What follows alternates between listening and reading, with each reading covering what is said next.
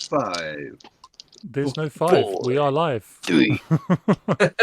You're too late. Hello, everybody, and welcome to. I'm going to call it episode 1.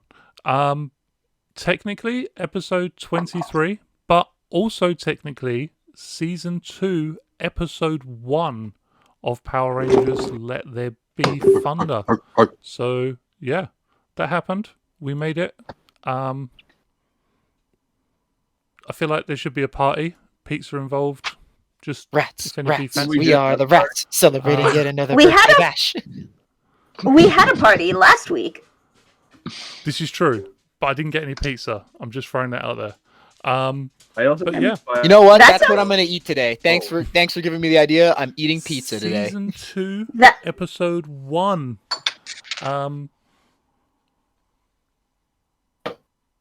I feel like this is a monumentous moment that should be celebrated. But yeah. I am Matthew, as I am every week. Still haven't changed my name. Thinking about it. I am the GM for this lovely, crazy bunch of people.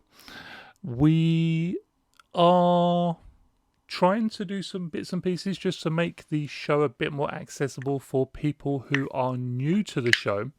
So if you were about yesterday, you may have seen a stream just for about 15 minutes, and it's just a short 8-ish minute recap of the first 8 episodes of the show, voiced by the lovely Michael, who plays Sarah.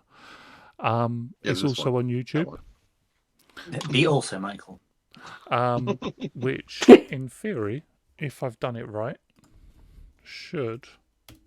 Drum roll. Yes. Nightbot has just dropped the link in the chat. Go on, so Nightbot. yeah, if you're new, you want to try and catch up and not watch 22 episodes like some crazy people might have. In like less than a week. It'd be nice. Not saying okay? any names. Not naming names. The Please. enthusiasm and encouragement Bit like is it. very well appreciated. But yeah, it's there. And with that announcement made, I'm going to let the lovely people introduce themselves. Hello! I am Michael. I will be playing our Green Ranger Peter. And yeah, welcome. Hello. My name is Anne, and I'll be playing Sophie, our Blue Ranger. Yay! Happy season 2. Hello, I am Cal. I'll be playing Panic, the Yellow Ranger. That's correct. Yes. I am still also Michael, and I'm still playing Sarah, the Black Ranger. Black for now. And hello, I am Jay, and I will be playing Q, who is our Red Ranger. Fantastic. Last week at the end of the season, we covered a little bit of Q's trip to space, just a sort of summary, and his moments with his mentor Jason. We also had a lovely party, which was organised by Sophie to cover the sort of holiday period of Christmas and New Year. There was a few romantic moments there. Who's Kyle? Just had to throw that out there. We also had a lovely kiss scene at midnight between Peter and Sophie, but also Sarah and Kelsey. Yeah, it was a lovely, wholesome episode. There was no fighting. Everything was awesome. Yeah. What's wrong with you, it's dude? great. And we There were are power ballads as well. There were power ballads. Yeah. practically launching straight into the aftermath of that, where Sophie, using some of the research that Peter had already done, was investigating, trying to determine whether or not the short of it was whether or not Ninja, who was beginning to be a bit suspicious, was actually tied to the morphing grid in any way, shape, or form. And the answer was a resounding yes. Ninja definitely was, if not a Power Ranger, at the very least linked to the morphing grid. Yeah. You know, just releasing toys that look like us that no one's ever seen before because we've not morphed since upgraded Yeah. powers. Who knows? Yeah. Skullduggery and shenanigans, in other words, beginning with S. And this right here, in the early hours of the 1st of January 2023, is where the stream and the episode begins.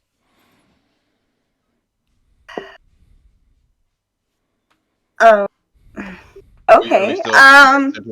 Sandwiches. Is everybody still having sandwiches? I think lovely Cubans. Yeah. Yep. Yes, Damn right. lovely Cubans. Command A center question. Cubans. I have a question because we discussed this off stream. In terms of the information sharing that the agreement, is there some sort of like news feed in the command center that Sophie could be checking? So there is the communicators, which they also have a link to, so they can keep you in general sort of constantly appraised. So if there's an attack and they need help, they can call you straight away. They've also got the link up to the key computer system. Kruger Alpha works on that, so you guys can sort of see what's going on in Mariner Bay, just like they can see what's going on in Angel Grove. I don't know why I keep calling it that. It is not Whoa. a That's Foreboding. foreboding slip of the tongue, guys, I promise. Yeah.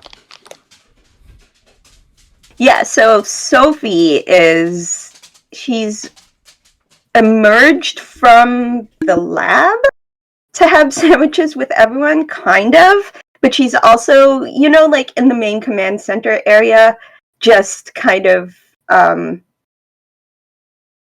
don't know, almost hyperfixating on the news a little bit. And just, trying to parse through the information while everyone else is hanging out and having sandwiches. And she says, how about that? The Titanium Ranger having force field technology.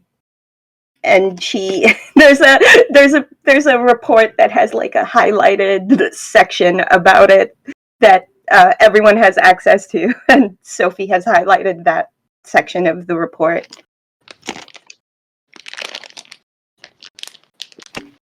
You mean like the thing that Goldar put Peter in? That is exactly what I mean. It looks like Lightspeed also had problems with this sort of force field. Wait, I was in a force field? Do you? Sophie blinks at Sophie blinks at Peter. Sophie blinks at Peter and then just nods at him. Sorry, Michael. Even now, he was so mad at that point, he didn't realize he was in a barrier.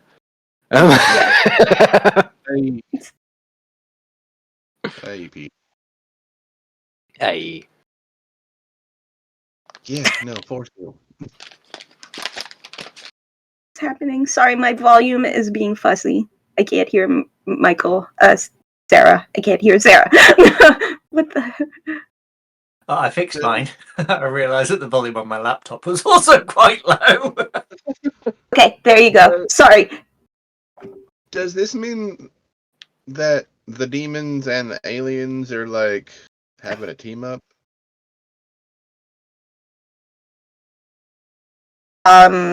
Sophia's tapping something on the console and she's like, I can't say for sure, but I have a pretty strong feeling they're teaming up. Wonderful. In the note, is there any like actual data to ascertain about the force field that the Titanium Ranger was using as well, or is it just text saying that he was using some sort of force field? So the note's more of a like after action report. Unfortunately, unlike when Peter was trapped in the one with Goldar, it turns out Dana was trapped alone, caught out by her brother, and whilst she did escape, having sort of managed to talk him down from whatever it was he was planning, there was nobody around to gather any information. Cool.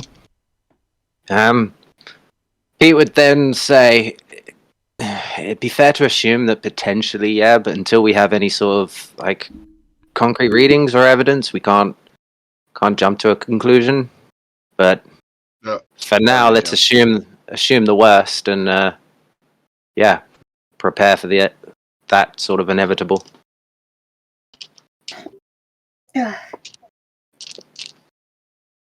Yeah, I guess I'm just trying to mentally prepare myself for the worst case scenario. And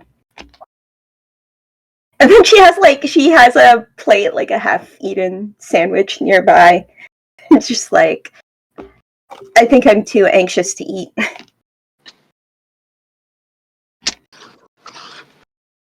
Then give it here. Sarah's just like, I will eat. Here you go. For now, let's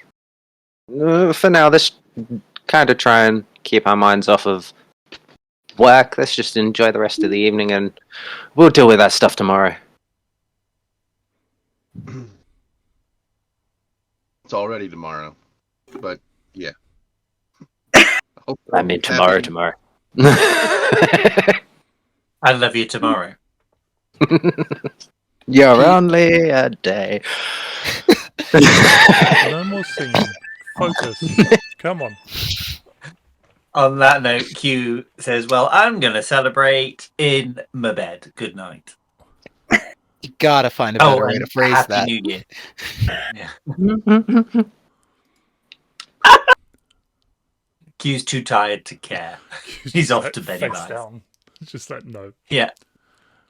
Walks through the energy shield that like shimmers like opaque again, and he's just like duck and flop. I heard that. He is definitely space tired.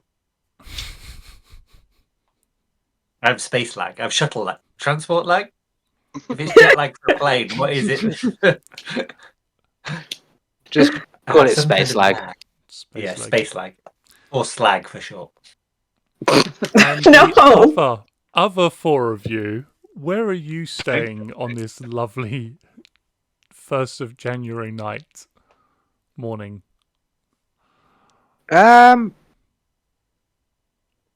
Pete will stay in the command center. Why not? If everyone else is, may as well spend the night at the command center. It does I feel don't like think we've actually done that yet. go home to the tiny dorm room. You're going to the dorm room? No, it feels like too much effort. So Oh, okay. I mean, old man Q's gone to bed. The rest of you going to bed? I mean, I You could. just I could eat. also You- just continue sitting here, and she's just wrapped up in Kelsey, eating a sandwich.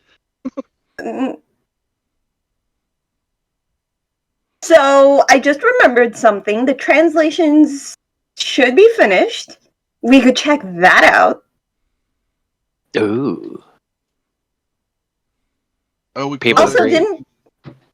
Didn't you have a thing from like a month ago that should be finished by now in the 3D printer? Oh yeah, that finished a while ago. Had no need to test it yet, so just kind of shelved it. I'm a bit worried about testing it on one of us, but then at the same time, I don't really want to test it in the field So I'm kind of at a bit of a loose end for that one. Well, I mean, let's test it. Let's go. I know you said you're okay with this, but I'm still worried. Like, this is like proprietary tech. Like, no one's made something like this before. If it goes Hey. wrong, I could accidentally sever your connection permanently. That you know of. Well, I mean, we need to know if it works, because if it doesn't work, we're screwed a little bit. So, Would it make you feel better if we tested it on you and I collected the data and analyzed it? I mean, by all means, shoot me with it. That's fine. I'd feel more comfortable if something was to go wrong with it hitting me than it would anyone else.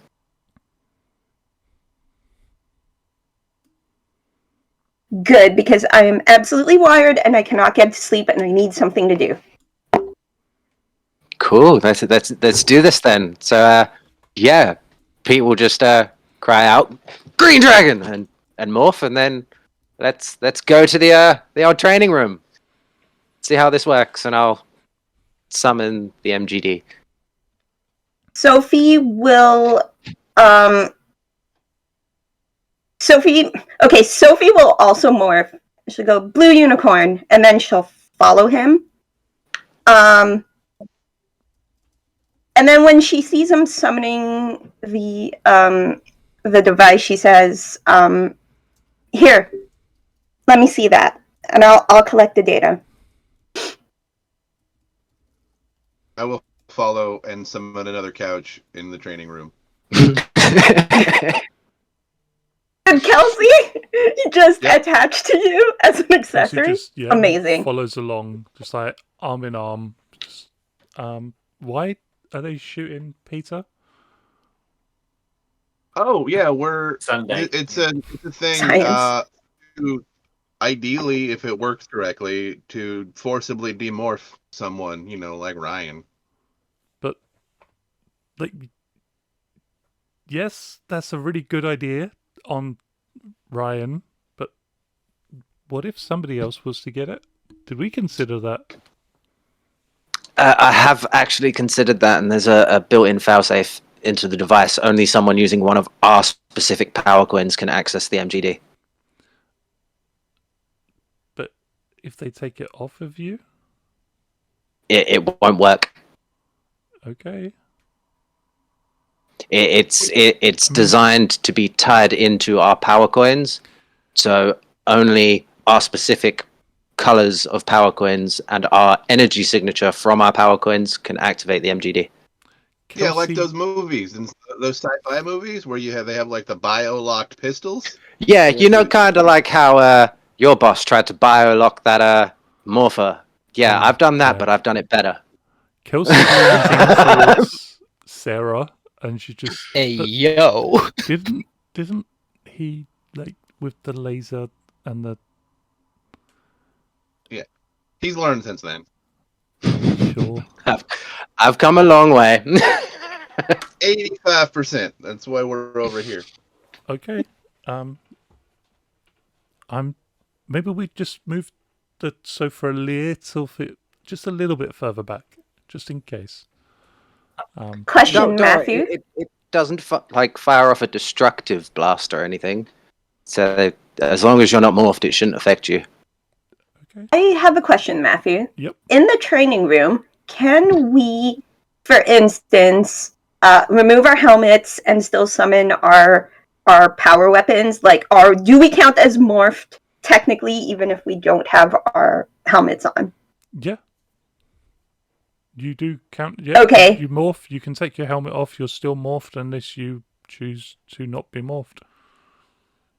So Sophie will she'll take her helmet off and then grab the MDG from MGD. Sorry, I mixed up those numbers. Those letters. From Peter. And she will look at it and she'll say, "I just pulled the trigger, right?" Yeah, pretty much. Might want to aim. I'm just trying to make sure there's nothing else, no buttons, like I'm not missing anything. And she's like looking at this device. Yeah, so basically it is just kind of plug in and play. Once it's in one of our hands, it will register with our spectrum color, and yeah, we'll be able to activate it. So you should just pull the trigger and go.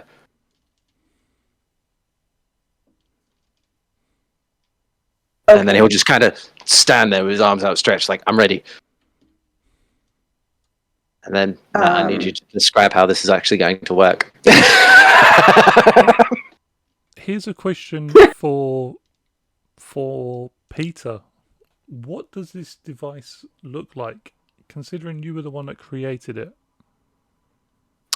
So it's a small, like, hand, but it's not like a pistol shape or anything. It kind of slides over your hand. You know, kind of like how the Omega Morphers just rest on, like, slides over the top of their palm. It's like that, so it's just literally aim and squeeze.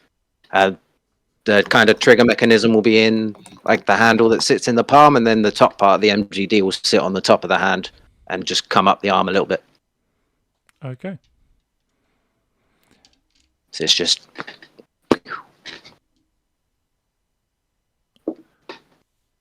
As you fire it off, with Peter making no attempt to move, no attempt to put any distance between the two of you to make it sort of difficult to be hit, you are able to shoot him almost sort of square in the chest where his dragon shield is. And for a second, it looks like nothing has happened. There's no real discharge of energy. There's no shot. He's not knocked backwards. And then there's what appeared to be almost a vacuum effect. The green energy is being pulled out of him towards this device that Sophie has on her hand. And as it is pulled away, so is the morphine shell. And Peter is left standing there completely normal for Peter. For Peter. Sorry, I was just going to ask, hey Peter, the device just sucked up your powers. Is there a way to reverse that? Did you program something in? Well, as far as the way I designed it is, it should just sever the connection. So it looks like it's drawn it away. And as he's talking, he's looking at the scanner that him and Alpha built ages ago, reading his energy levels. Do I need to roll for anything? The energy is still linked to Peter. He still is the Green Power Ranger.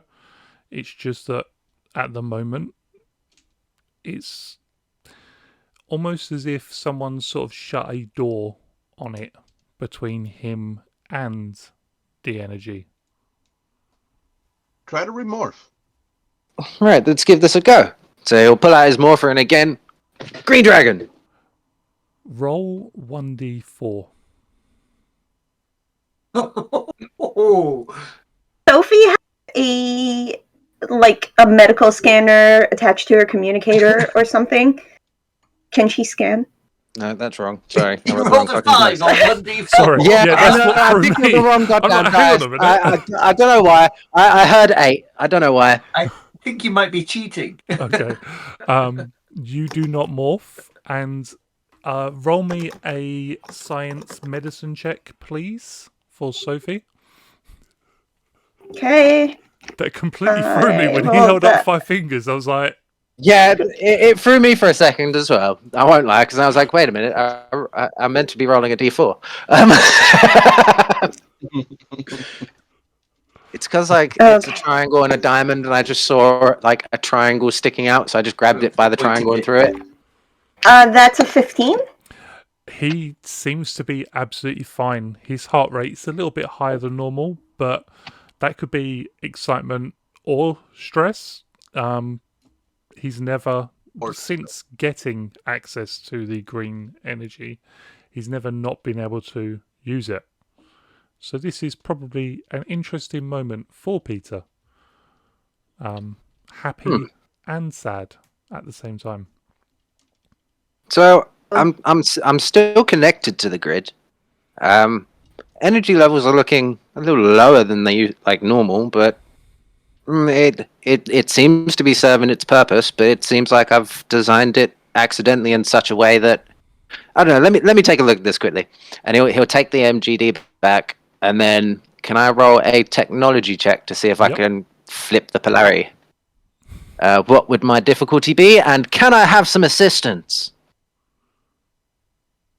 I mean, I- I'm Can not can- stopping you if somebody wants to help you. Okay. I'm helping.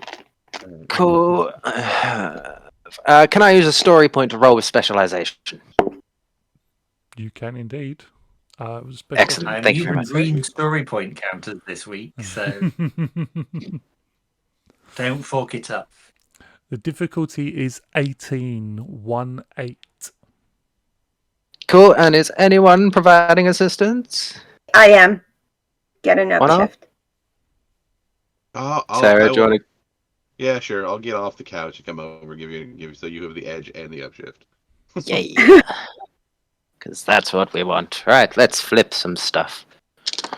Sarah, Out of just the way, you guys. hold this. Hold it still. Pull the lever, Crunk! 5. Critical 21. Yep. Ooh, Nice. that'll You do, Pig. are able to return the power to yourself faster than it otherwise would have done so. You can almost feel it sort of come back. Can I? It's like getting into bed and having that lovely warm feeling, a lovely warm duvet, and it just feels right and snuggly and warm. Can I ask then? Because you said quicker than it would have. Mhm. So could Pete tell that it would have returned beforehand anyway? Yup. Oh, cool. In that case, Pete did it just purely because he doesn't like the fact that he can't morph right now. So again, and I've forgotten that I've left it in my bedroom. Never mind. So now that obviously I felt the surge of energy come back, I'll hand the MGD back, and then I will try and morph again. So yeah, Green Dragon. It works. You do morph. You do find yourself fully armored up, helmeted, and very much like Sophie said, you do notice that the symbols that were on the heads-up display have been translated by Alpha. Oh, hey guys. Morph, check it. Our new powers already. Oh, nice. Sophie puts her helmet back on and checks the do we- display. With that, like, critical, do we have an idea of the time frame that the powers are sapped? That Like, was how going to long- be my next question. When we forcibly demorph someone, how long do we have to knock them the F out? Yeah, It how long seems till they to can be remorph? a case of the morphing grid energy wanting to resume, like wanting to return to the place it belongs. Mechanically speaking, it is 1d4 rounds, so anywhere between 6 seconds and 24 seconds, depending on how you roll. Or maybe 30 damn, seconds And then- if you roll Is that- really and then we- badly. Is there Michael. anything I can do to like upgrade over time to increase that period of time that it takes for them to remorph? Possibly. Cool. Pete is going to get right on that straight away. That will be the next set of diagnostics that are What going I will on. say, just out of Couldn't- character, if you're Couldn't upgrading you? it, it will be out of action. And I'm just going to ask Yeah. Anne what she was going to be saying. Sorry. I was gonna say, couldn't you just shoot them again? Just keep pull prolonging the length by shooting them again. Then This you've is got to a rely on really- being able to hit them, though. Hit them once, have it done for the fight. Listen, I'm as good a shot as any on this team, except maybe for Sarah. Between the two of us, we could maintain that. Yeah. For now, I won't be actually performing any upgrades on it, but it will go back into its wherever it was being held, just running diagnostics to see what could possibly be done to upgrade it to strengthen the duration. Then once I've got that data, I can then go about upgrading it. Okay. And I mean, that sounds like enough time for like you and Q and Cal to just wail on Ryan until he goes sleepy time. Look, we're gonna have more than one shot at him with this thing. This is how much time do we really have to tinker with this, Peter? I don't know. It depends, like when they show up next. At least we know it's ready now. At least it is combat ready. Any upgrades will just be over time. For now, we'll keep it in storage. Make sure that no one else has access to it. As I said, it's locked into our specific spectrums and power set, so no one else can use it. We do know it's temporary. We should make sure it'll work more than once in a time in like a time interval. So hit me. Sophie looks at the MGD and she tries to do what she does with her power weapon and like return it into storage, like, you know, in whatever morphing grid dimension, or what is it, pocket dimension, whatever. She just tries to make it go away. 100%. Does it go? Yeah. Does it go back to storage? She just says into storage. I thought we were shooting me again. Yeah, hold on. Black Lion, MGD. Pew. She actually just walks out of the training room. Something happened and she's out. She's just like, shooting Peter doesn't seem as fun as it might have been if he was in if he was being a pain. But yeah, the second test seems to go as well as the first. Again, it's almost as if nothing happens, and then there is that drawing of energy away from Peter towards the device. Four People then say to Sarah, you should see now, like on your display, like a little symbol so you can reverse it. So press that, please. I don't like feeling like this.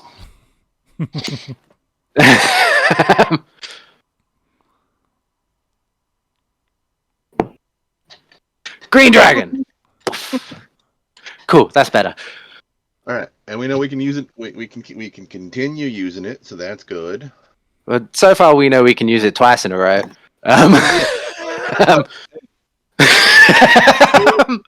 But be plenty of time, assuming we are on our stuff.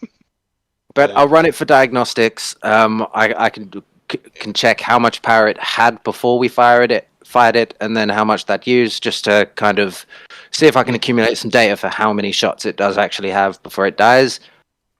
The way I designed it is it's linked to our morphing grid energy, so it should just feed off of that. So it doesn't have its own power source as such, but this is all new tech, so I could be completely wrong. Have some double A's handy just in case.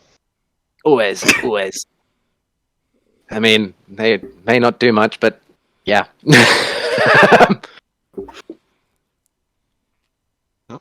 I should add like a shake to recharge mode on it or some shit. Having actually looked at the translation. Oh.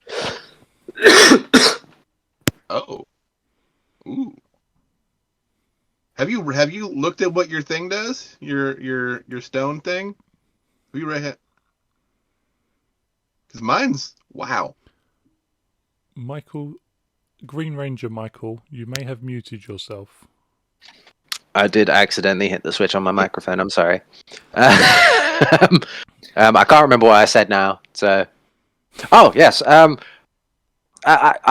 haven't actually like looked at. I'm a little bit scared, like to look at it. Like, too much power, too quick. You know. I mean, mine's pretty crazy. You know what? And at that, Pete will just be like, "Ah, sod it," and have a look. Like, oh damn. Yeah, that looks pretty cool. Yeah. Well, I'm here. I'm more. What does yours do? Watch and find out, and I'll summon like 8 putties with the Give hollow. me one moment.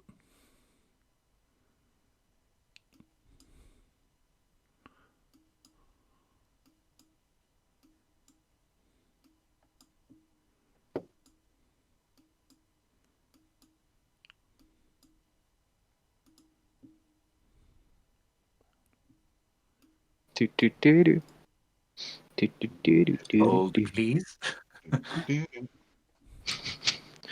Potties! Someone All the starts buttons. singing "The Girl from Ipanema." Bit scattered at the moment. I'm just going to pop on the map a little bit better while you're doing what you're doing. We should have a machine that racks them up like bowling pins. Just drops them in. Just drops them in. Fresh putties. And then a bar to sweep the parts away at the Mhm.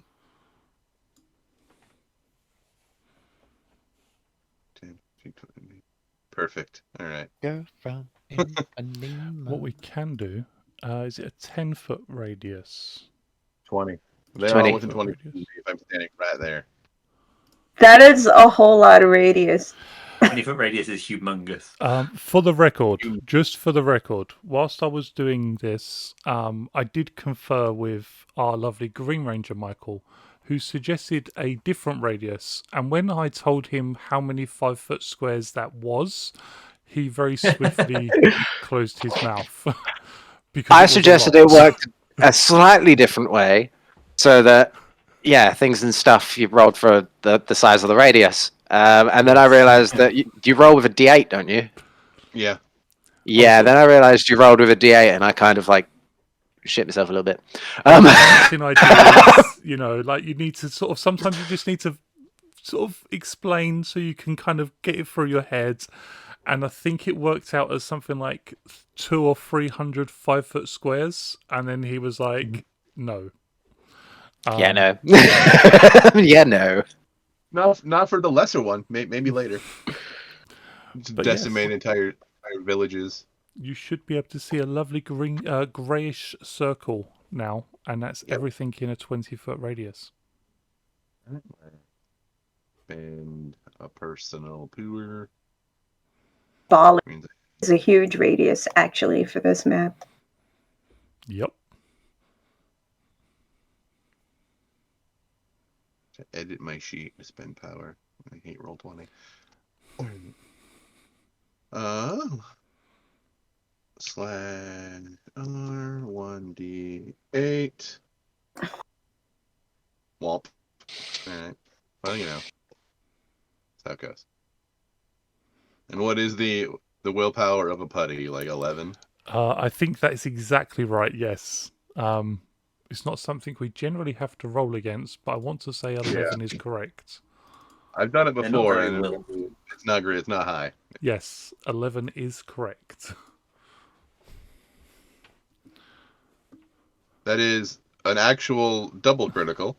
That is. Pick 2 putties that are downed immediately and describe the actions to the... There's that guy and that guy. So, I mean, yeah. She just kind of walks up and think...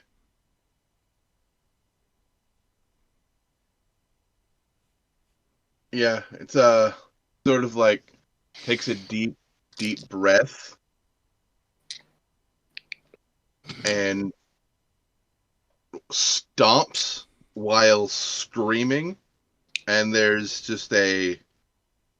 like a black wave of like visible like sonic rings that just shoot out around her. Also, I guess Peter. I would know that's fine. You're not. I didn't roll that high enough, but yeah. To see this big old shockwave, it's going to just kind of look like, damn! That was awesome. Yeah. Alright. And I think I could do more than that, like numerically, but yeah. Nice. Uh-huh. All right. Let me give this a go. Yeah. So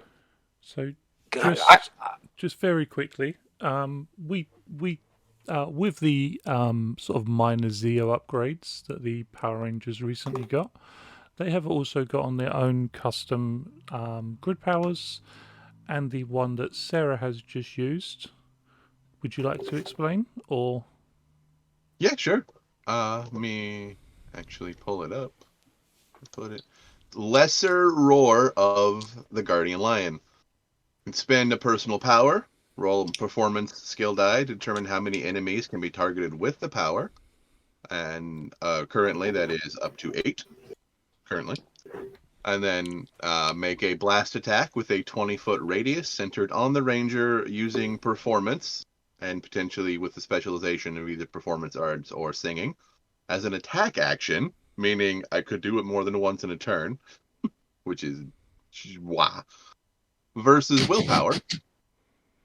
A hit is 1 stun damage, and a critical also would impose the stunned condition until the end of their next turn, or the end of my next turn. Which is going to be pretty awesome, because it will go from stun damage, meaning no move, to stunned, as in can't take actions, and edge against them for attacks. Yeah. Question. Is that just the base skill die? Because does that supercharge essence? Does So any of that for modify it? For the determining number of targets, it's just the base skill die. It's not a skill test, so it's just the 1d8, Okay. the 1d10, etc., etc.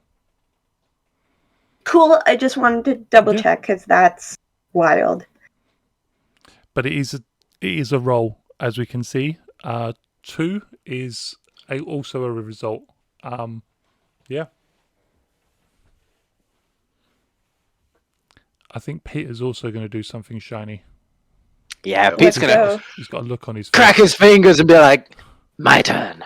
And he'll reach out and go to summon his dragon dagger using the new ability. And rather than his normal dragon dagger forming in his hand, it will form like a weapon that resembles the tail of the dragon Zord, kind of like a javelin, with like the drill thing on the end. And I will make a 10-foot movement to come through these dudes, and I will roll an attack action.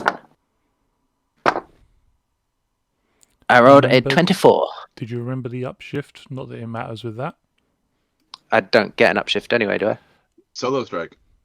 No, I can't not use Solo Strike with it. but it is electricity damage. So because it's yes, electricity damage, you get an upshift.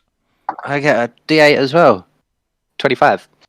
I mean, their evasion is like an 11. So, would you like to describe? Yes, so my new power is called Lesser Charge of the Raging Dragon. Can I read your description that you put for it as well? Go for it. Because I love it. So the predatory urge of the Green Dragon is one of sudden and violent action. An urge the Green Ranger shares with the fight when the fight begins. Charging in to try and take a fight straight to their enemies and preemptively attack to protect their team. The Green Ranger may spend 1 personal power as an attack to move 10 foot in a straight line, making 1 melee attack roll, comparing against the evasion defense of an enemy within line. Modifiers apply to these targets individually. This attack does 1 electric damage to any enemy hit by this attack. So basically, I can just charge a 10-foot line, and anyone that's in that 10-foot line is getting the end of my spear. And for these putties, they are very much compute. Fun.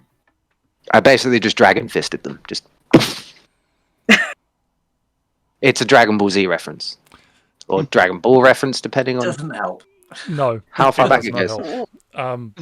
No. We're moving I'll along. go ahead. We're moving along. I'll Yeah. Can Yeah. Don't worry, can Michael. I get your references. Thank you. Can, Someone can, knows. can I say that when Sophie left the room, she ran out and essentially has teleported out of the room and then like ended up 30 feet down the hallway Mm-hmm.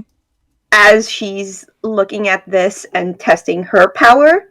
And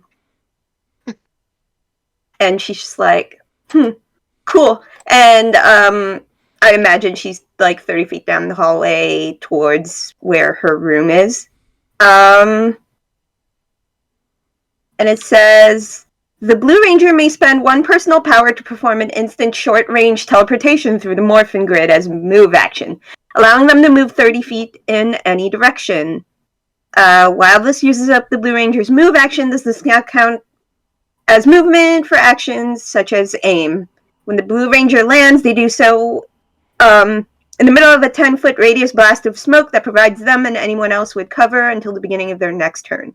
So now she's in the middle of this hallway and there's smoke. And she's going to her room and there's smoke. I have a question. If she then somehow moves away, does the smoke just stay in that Smoke radius? stays Or does exactly it... where it was. Yep. Amazing! I love that. Okay. Yeah, so that's Sophie's power, and she is just heading to her room, and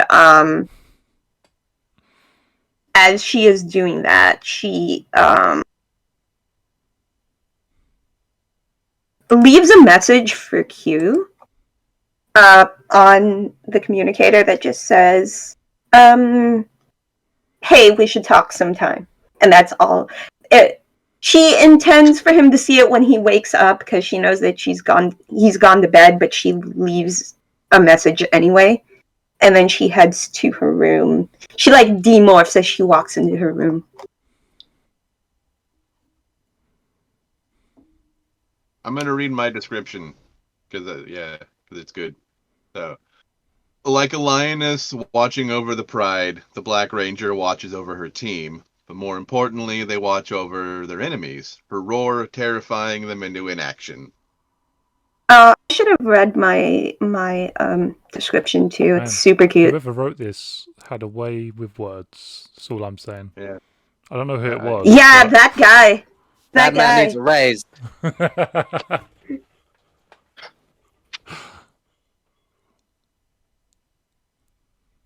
but- No, it's fine. Yeah, so she just... Read yours. Okay, hold on, let me pull it up. I didn't actually copy it onto my sheet. Known to heal sickness, the prancing unicorn is as wild and untamable as the storm. And like the unicorn, the Blue Ranger moves with sudden swiftness to keep her team or their enemies on the move. I love that. I actually kind of love that. Great, man. Whilst all this has been going on, Q has been presumably snoring into his pillow like any sane person at like 2 o'clock in the morning. Like any teenager would, yeah. Yep. How about Cal? I feel like Cal would have gone to bed. It's late. Yeah? Got things to do tomorrow. Okay. Food coma. All those Cubans. I respect Ate that. dinner, go to bed. I respect that decision. Got stuff to do. For the other Rangers then, is it bedtime? Yeah, probably. should. Yeah, Pete'd probably go and check in on Sophie to see if she was okay. She kind of ran off, but in all the excitement, he was too overwhelmed with the fact that, I have new powers and, hey, look, we can demorph people.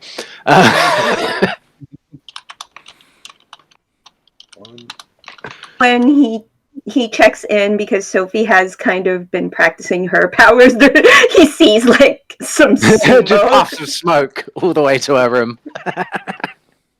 Yeah, there's like a trail of smoke, and I don't mean to sound like that guy, darling, but have you started smoking? Like, what's going on? No, I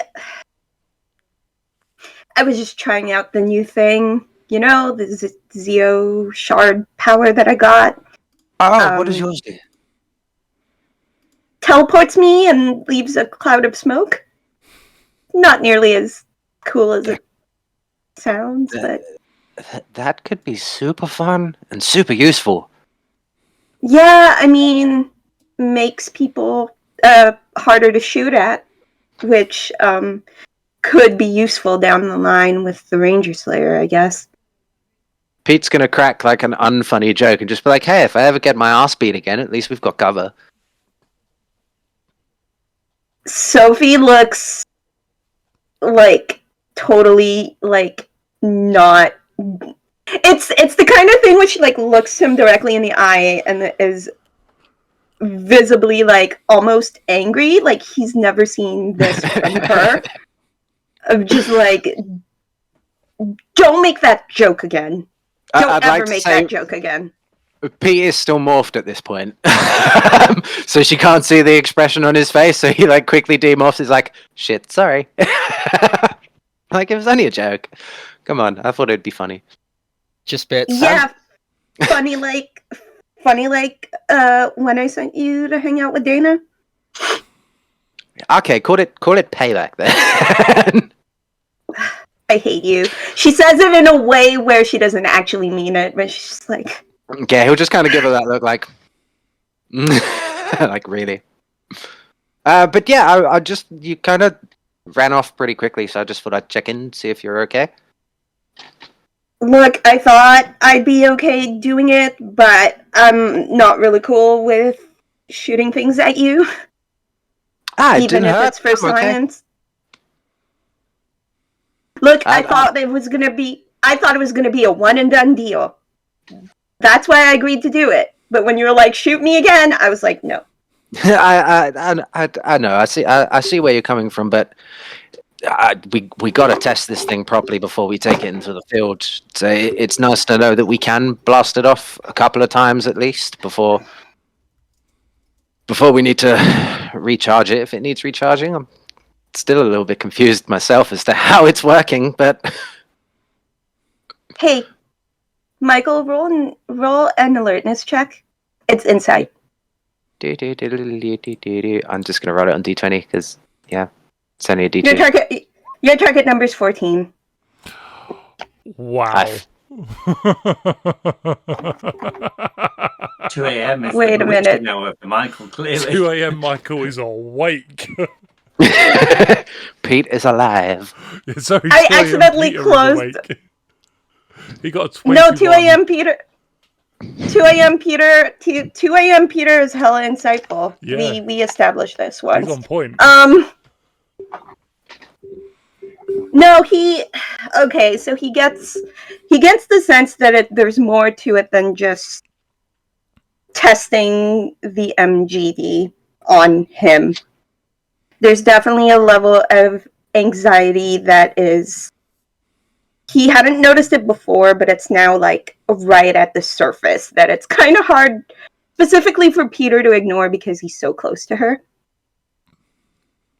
I know I'm not good at these sort of things. Like, reading people isn't my thing, but it's more than just that. What's bugging you? The aliens and the demons are working together. There's no way we can rationalize that, oh, maybe they're not working together, maybe it's just a coincidence. There's no way to explain how the Titanium Ranger got that force field technology,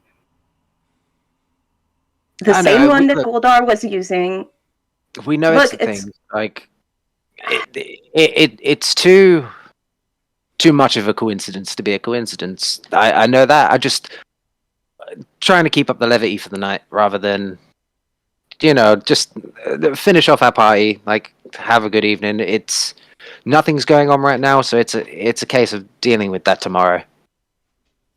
But don't worry. I'm on it. I've got it. I'll figure out something. Yeah, I don't know. Maybe just trying to work through it was a bad idea. Maybe maybe I can continue helping you test tomorrow. Yeah, no problem. I'll let you get some peace, and yeah, I'll see you in the morning. And on that note, Pete will give her like a little hug and like a little kiss, and then do off to his Green Ranger room.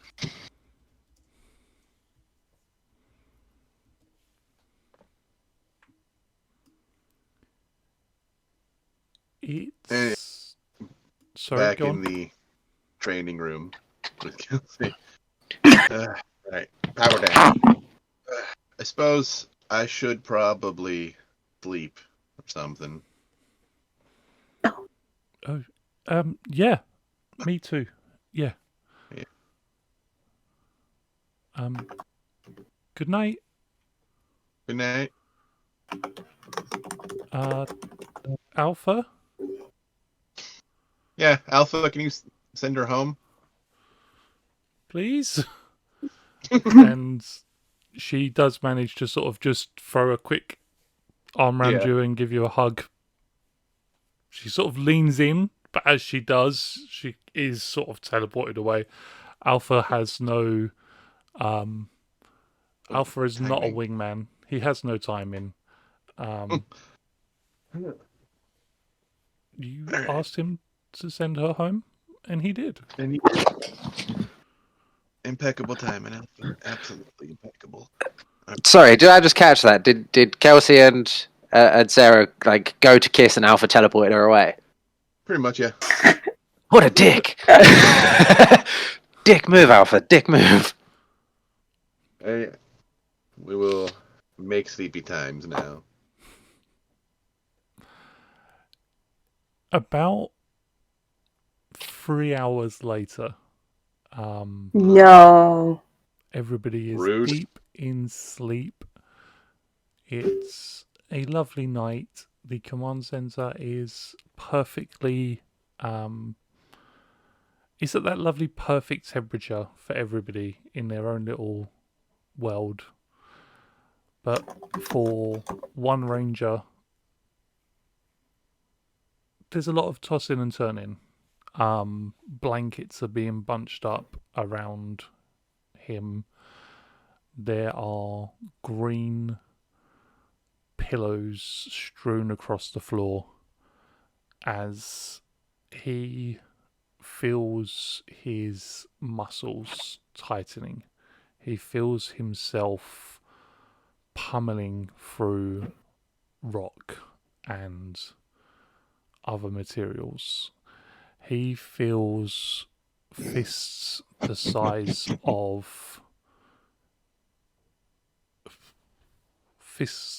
of car tires just ripping at the ground, tearing at it until he is able to pull himself free and stare up at the stars, stare up at planet Earth from the moon.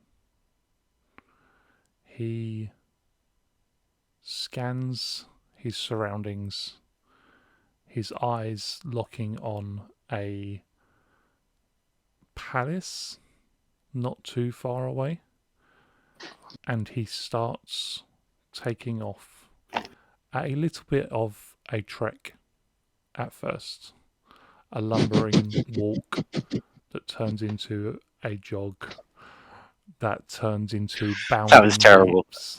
I know. This monstrous green form with fire seeming to erupt from all of his joints just bounding across the surface of the moon until it reaches these polished stone doors, places a fist upon them, and he looks at himself in the almost mirrored surface. He looks at his own wide open mouth with jagged teeth, and although thankful for the surge of power that allowed him to take on the monstrous form several days ago, he shifts down into his more normal form, that of black and white armor, green helmet, and pushes the door of the Moon Palace open. And it's at that point that the Green Ranger, back on Earth, rolls off the bed and finds himself wide awake.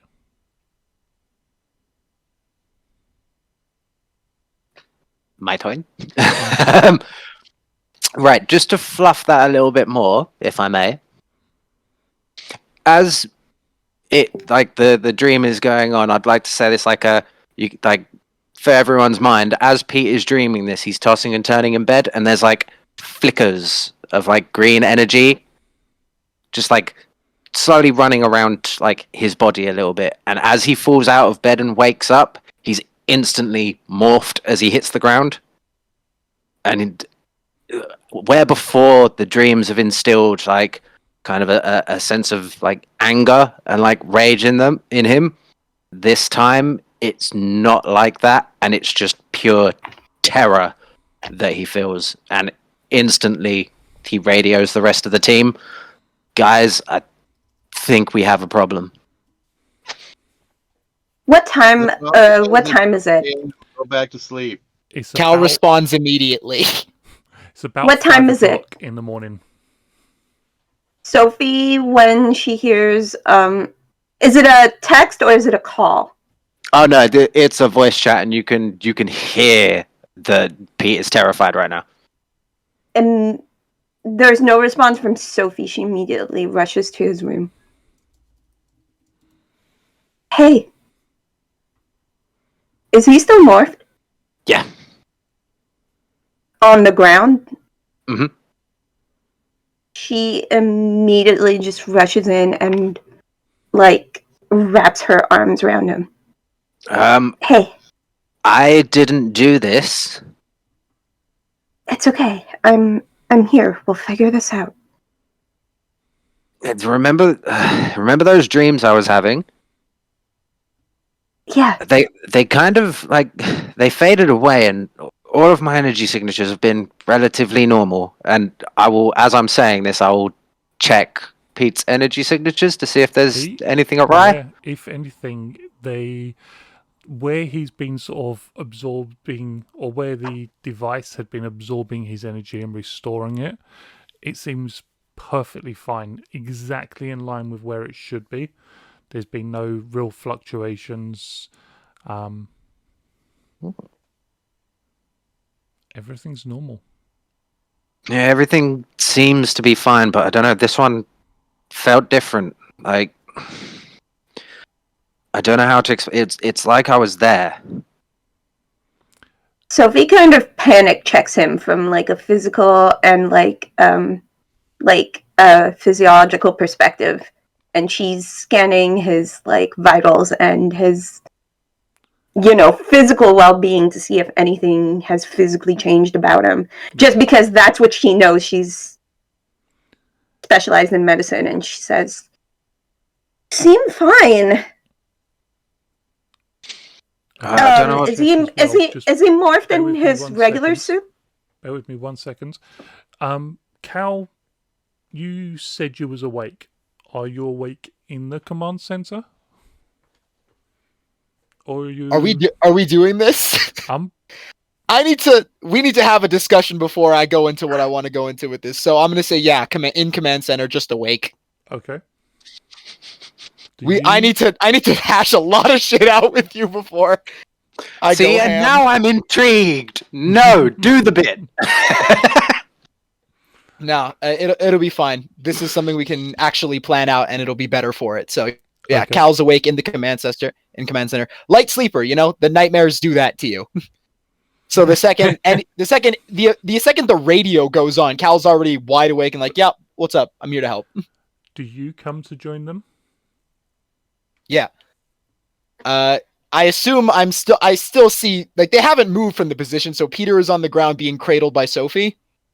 Yeah, Yeah, still except somehow, unless Peter lets you in, you're at the door, which I assume he will do. Yeah, people just like wave the door down. I assume that's something I can do. Yep. You Question. can let Is it- people Question. Am I able to demorph? in. Yeah. Also, is it just his regular suit, or does the suit look different? It's his regular suit. It's got that pauldron. With the dragon, it's got the symbol across the dragon shield. But it looks just like the Green Ranger. I think as Cal is let in, Sophie slowly lets him go and is like, As she does, he'll like demorph as well. okay, that is definitely really weird, but you're okay. I checked your vitals and everything. Nothing from a physical standpoint has happened to you. You're not hurt, are you? No? Okay. You look okay. So obviously, in the dream, I was in whoever it is' head. Yeah. Mm-hmm. So obviously, I know they're size. I know they're on the moon, and whatnot. So, can I go to Alpha and ask him to scan the moon? Stop asking me what you would like to do. Pete is going to Do go to what Alpha you would and like say, to do. Pete will explain to Alpha exactly what happened. He'll explain everything that happened in the dream, word for word, how Matt explained it. Okay. So everything is cohesive. And then Alpha, I know I overreacted last time, and I know this is probably just me being crazy. Scan the moon. Okay. Please. Please scan the moon. Before I do, is Q and Sarah, did they go back to sleep? Did they? No, everyone's making a whole bunch of noise, so it sounds serious. So yeah, Sarah wanders out and is wearing a super long yellow Lightspeed T-shirt. Just Nerd. That's so cute. Bravo. though. all right. What? Why? As Right now, Pete is like fully engaged on like the scanner. Like he is bullet focused, so someone else will have to explain. Sophie looks at Sarah and says, something weird happened. Peter woke up from a dream and he was morphed. As this is being explained, I don't know if Q maybe sort of speaks about the other nightmares, because they did share a dorm room, even if now it's kind of like more a secret teleportation room. Yeah, it's a teleportation hub. That's all it is. Teleportation hub. Alpha is scanning the moon, courtesy of the Emigrant Tech satellite that they got access to. And he pulls up several images on the computers.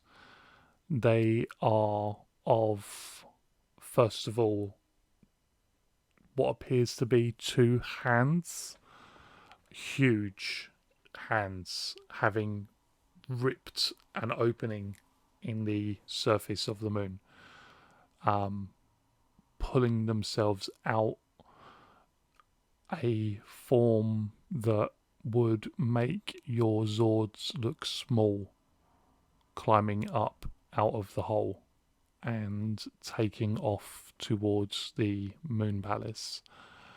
And then just as it reaches the Moon Palace, it stops, sort of looks at itself in the reflection of the door, and Q, without a moment's hesitation, you are sure that as it sort of powers itself down, it has exactly the same armored form as the other 5 Psycho Rangers that you fought only a couple of days ago, many miles away. Just tell me straight. Many miles away. Technically, like a month ago, actually.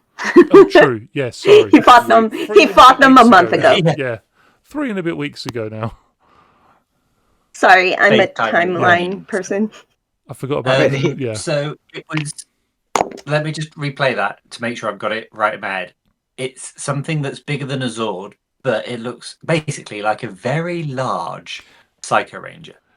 When it transformed, it shifted down. So it was almost like the monstrous forms they had, but considerably bigger, shifted down Gotcha. into the normal Psycho Ranger form. Yes, sorry. As the depowered, it became. Sorry. Gotcha, that's what you mean. He's bigger than a Green Zord. accents to his helmet and armor.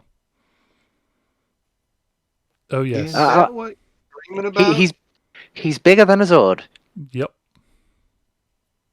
God damn it, Matt. If only we had a way of making Zords bigger than a single Zord.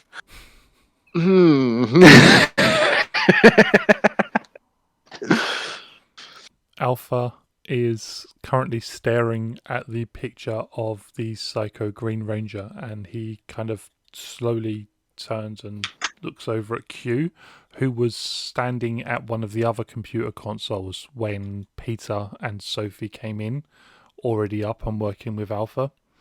And he's just like, hey, Q. This looks like the Psycho Rangers that you brought back the information on. Q pulls up kind of the image captures from the helmets, which I'm assuming is part of the data set that he brought back to share on screen with the rest of the team. And he goes, "Yep, looks that way." Wait, so that's a Psycho Ranger? Why have I been dreaming about him? He's green, you're green. I don't know. But if Q's encountered the other Rangers, like the other Psycho Rangers, like they're all your colors. So why haven't you been dreaming about them if they're actively out and about? Ours weren't trapped in the moon, maybe? Yeah. Proximity? The rest of the spectrum are not dead. Well, I don't think the green one's dead, but it's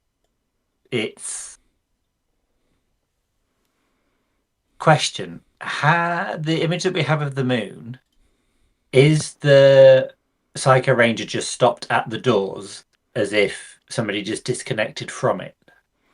The last image you saw, like the last image Alpha brought up, was of the reflection of like him sort of putting a hand on the door.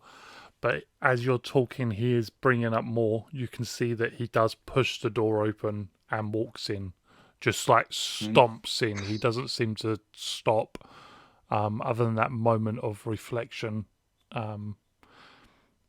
Seeing yourself for the first time in a while could give you pause.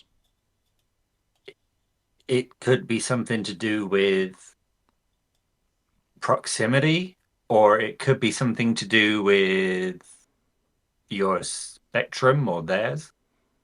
Sorry, just another question as well. Has Q filled us in to the fact that the blue Psycho was Vic? Yes. I don't think you would have sat on that one. Do we obviously we know Blue Psycho is Vic, so are all of the Psycho Rangers potentially ex Rangers? The red one you said was And- someone. I can't remember his name. Andros, And- was it? Andros. Yeah, that's the one. Andros. Yeah, Sophie. Yeah, Sophie he's- remembers. He's the Pink Space Ranger's brother? Yeah. Sophie goes to a console to pull up the data that she downloaded from about the morphing grid and all of the connections. Alpha, do we know anything more about the Psycho Rangers other than obviously what Q found out? Like,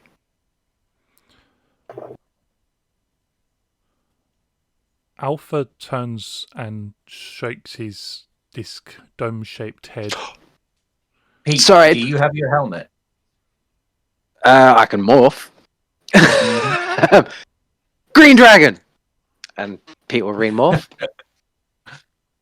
Q takes the helmet and sets it onto the computer panel and lifts any of the footage that the helmet might have recorded from the moment that Peter morphed. Because he woke morph. He was morphed in his dream. See, I told you So it this is made interesting sense. because Michael also postulated this. I postulated this earlier because I like. Can I fill people in a tiny little bit? No, because you're going to ramble. Okay. Peter, the short of it is that Peter wasn't there physically, so his helmet has no footage to have I was recorded. going Yeah. for that contact line of, is there stuff there or is it just 24 hours of stuff? I was going with the same idea that it's kind of linked to brainwaves. It's not just a physical manifestation of what I see, but it's Clearly, linked to brainwaves and shit too. not- Yeah. I had the exact same idea, dude. Q's clicking and just goes, worth a try. Would Sophie have the sense? Would she know in her research if the Psycho Rangers are in the grid somewhere? Roll me a science check. Morphine grid tech is an applicable Okay, specialization. sweet. I can roll that. I Um, can roll that with an edge because of student. Yep. Haha, new influence just dropped, y'all. Okay, let's go. Peter, I don't know if you want to try and help out with a tech because you'll think like you were talking the same thing. If you want to try and get involved. Oh yeah, buddy. Do. I'll give you an edge. I'll help. I rolled an 11. Roll again. I'm helping. Cool. So I get to that one instead. Lovely. Edge it up. Cool. Yeah, 19. No. Sorry, I'm wrong. 20. Me. What did Sophie get? I rolled a 12. You, between the two of you, as you start searching through the records of the connections to the morphing grids, you go back about 60, 70 years. It's like 67 years. But what you find is that there was a connection. There was a team of Rangers out in space, and all of a sudden, all but one of their morphers, the connection to the morphing grid was disrupted. Which one? The morpher that remained was the green, and shortly thereafter, its connection was changed. Can we? It was still connected to the morphing grid, but it was corrupted. Can we tell how it was corrupted? No, not with what you rolled. Well, not what I rolled, but what he rolled? Come on. Nope. That feels bad. But what you will find is that in the last sort of 2 years, the other morphers have come online, one after the And other. are they The red one first. corrupted in the and same they way? Have been, yep. The blue one has been the most recent. So from the information that we connection. have previously as well, that Q found out about the team of Rangers whose morphers went missing,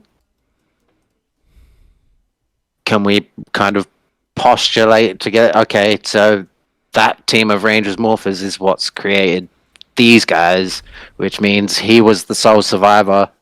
It's a logic jump. You can make that logic jump. I can take it from being a hypothesis. I was having the same thought. Can I cross-reference from the notes, like the logs and what have you, that I've got from the Omega team that I brought back for Alpha, for the instances of when they first engaged with Psycho Rangers, if they did do before we on that battle, and if they line up with when the morphers came back online. So you said Red came on first. So when was the first encounter with Red? When, just to try and cross-reference the data to see if there's a correlation. Can I also go a step further? If we're going through this postulation, we know that Dark Spectre corrupted the morphers to create the Psycho Rangers. Therefore, Q does at least. Q does, and I'm assuming he shared that information. So if Q indeed has shared that information, can I then run a scan to see if the energy that's corrupted the morphers is the same across the board for all of the morphers that have been corrupted, and then reverse engine? Roll me another technology. Can I check. assist him? Thank you. Yep. Anyone else? Lovely. I think the same from Sarah as well, by the look. Yep. That's always a good time. I have rolled a 19. You can tell that the energy is the same. What you can't tell is where the energy comes from. Cool. You can still jump to conclusions. We can assume that the energy comes from Dark Spectre. So then, I'm not stopping you from jumping to that then conclusion. jumping even further, because Pete's brain is on a mad one now, can I then run that spectrum data analysis of that energy into the scanners to try and locate Dark Spectre? He holds up a hand Yep. at Peter and says, hold on a sec. And what she'll do is she'll copy the information specifically on the green Psycho Rangers spectrum profile, make a copy of that data for herself to analyze, because what she wants to do is do a side-by-side comparison with Peter's spectrum profile to see what possible connections there might be in terms of physiological similarities and things. She's going full on scientific analysis mode because there's something specifically unique to Peter that is she's trying to figure this out. Pete is then going to multitask and try and run the scan and provide assistance on on Sophie's check. No, because your action will be your Cool. action. That's fair. You can't That's perform. You can't provide assistance. Can I assume that Sarah is providing assistance for my role? Excellent. Absolutely. Ooh. 18 and a 6. 24, but a crit.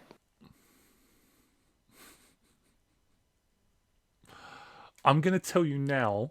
So you're looking for Dark Spectre? Not necessarily Dark Spectre as such, but trying to trace that specific dark energy signature. With the hypothesis that it's Dark Spectre. Right, okay. To try and find the origin of that signature, innit? If that makes sense. It is nowhere within known space. Okay. Or even unknown space. Okay. What about the bits in between known and unknown space? Do we still have a connection to Zordon? can we message, like, send him a transmission or anything? Drop an email. You can. Can I relay all of the information that we're finding out right now to him, so that he knows these guys are the guys who's like, these are the morphers that are being used for this. Do you have any information on that team? This is the energy signature that corrupted them. I can't find it anywhere in known space, but we're thinking, we know that this, like, a team of Rangers was created by corrupting.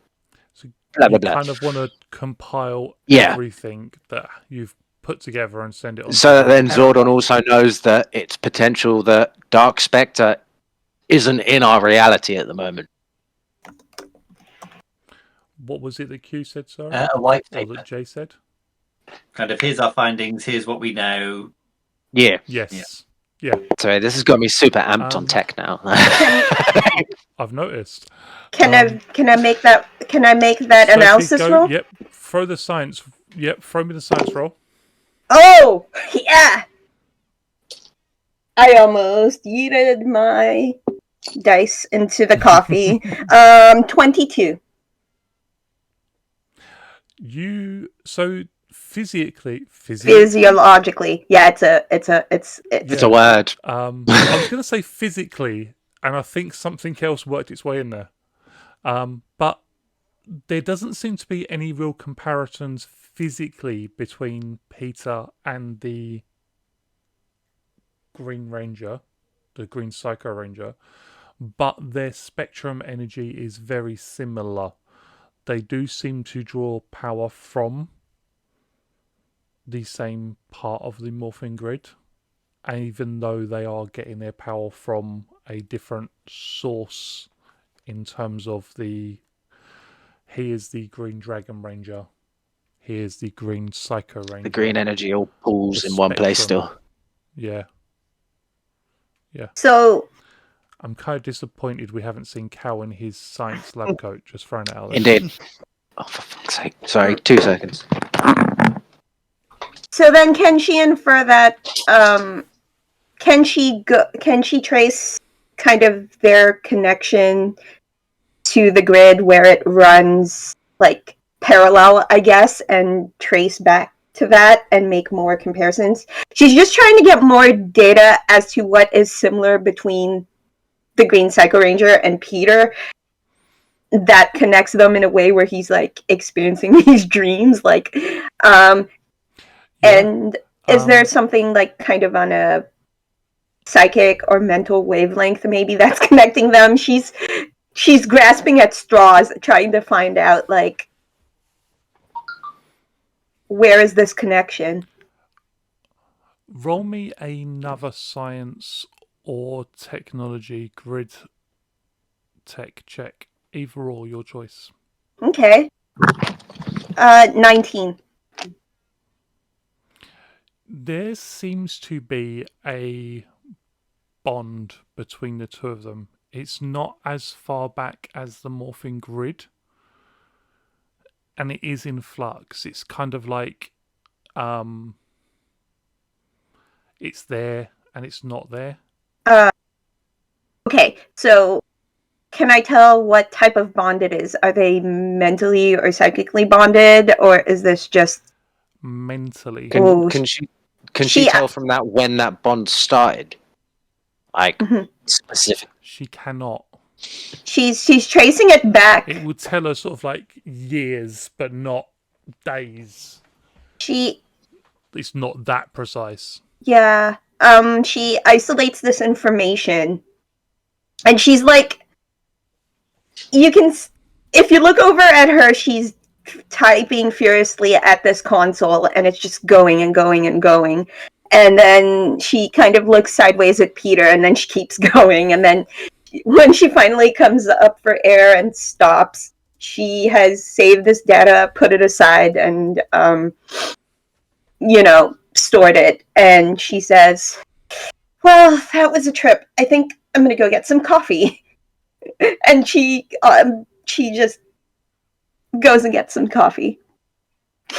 You include in the stuff we're sending through to Zordon and the Omega team.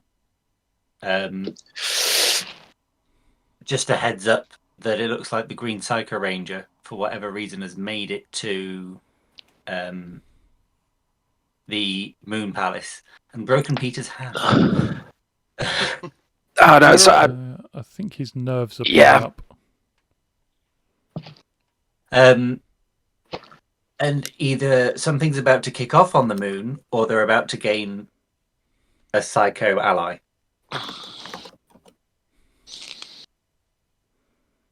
Psycho ally. I like that. Why didn't I think of that? The psych Well- ally.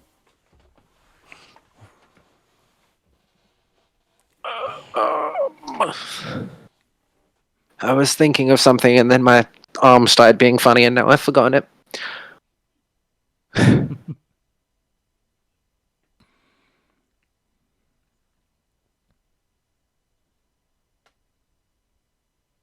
Yeah. Gone. What? You okay? Okay. This is I've got nerve damage in my arm. concerning, but I'm gonna go back to bed. It's like 5:45. We've been doing research. It's like 6 a.m. Yeah. Cal has made huevos rancheros for anyone who wants any. Dude, I love you, dude. And he's just digging. Grabs food, continues going back to bed. Grabs food, continues researching.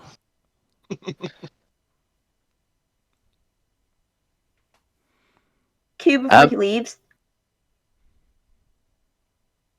Go. Sorry. Or I was just asking if Sophie could have caught Q before he leaves. Yeah, sure, absolutely. Just like, hey, do you need a running buddy? Yeah, more than welcome. I was just going to do it in the training room rather than outside. Where do you fancy? Beach, mountain, countryside, forest? Space. Can I, Yeah. as the lovely Yeah. GM, suggest maybe a run through campus? Okay. Or maybe we could go for a run through campus if you want real fresh air. Yeah, you know what? I could actually use some real fresh air. Yeah. Do I see Um, in Q's future someone whose name begins with a K? Sophie's just like, yeah. Oh my god, that took me so long to work out. I'm dying. Sophie's like, yeah, sure, we could go for some real, actual fresh air. Cool. Well, ready when you are. Yeah, and Sophie will go with Q. Cool. We'll use the teleportation hub that is mine and Pete's room. And then head out and then off to jog around campus.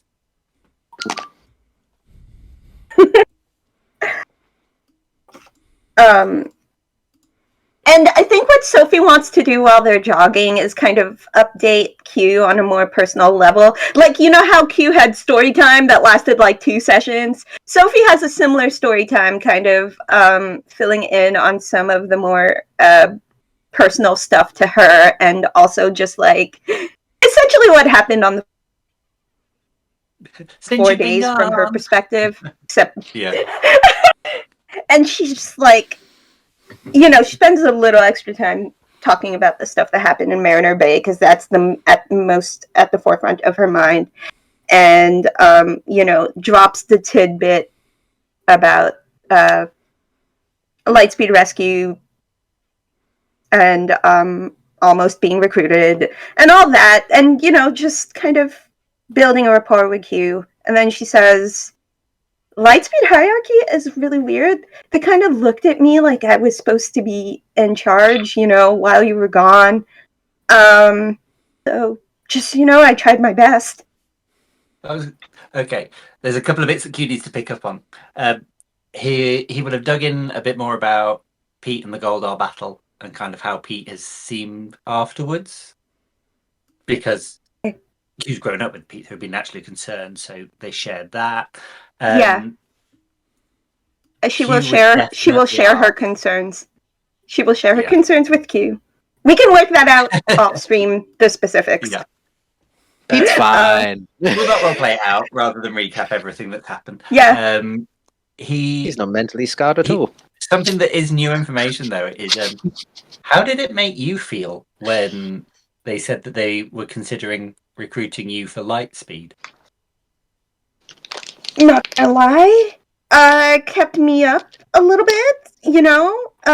Trying to imagine a different course for my life is a little bit strange. My mind. I'm not sure the rest of the team knows this about me, but my mind goes a million miles an hour a lot of the time, and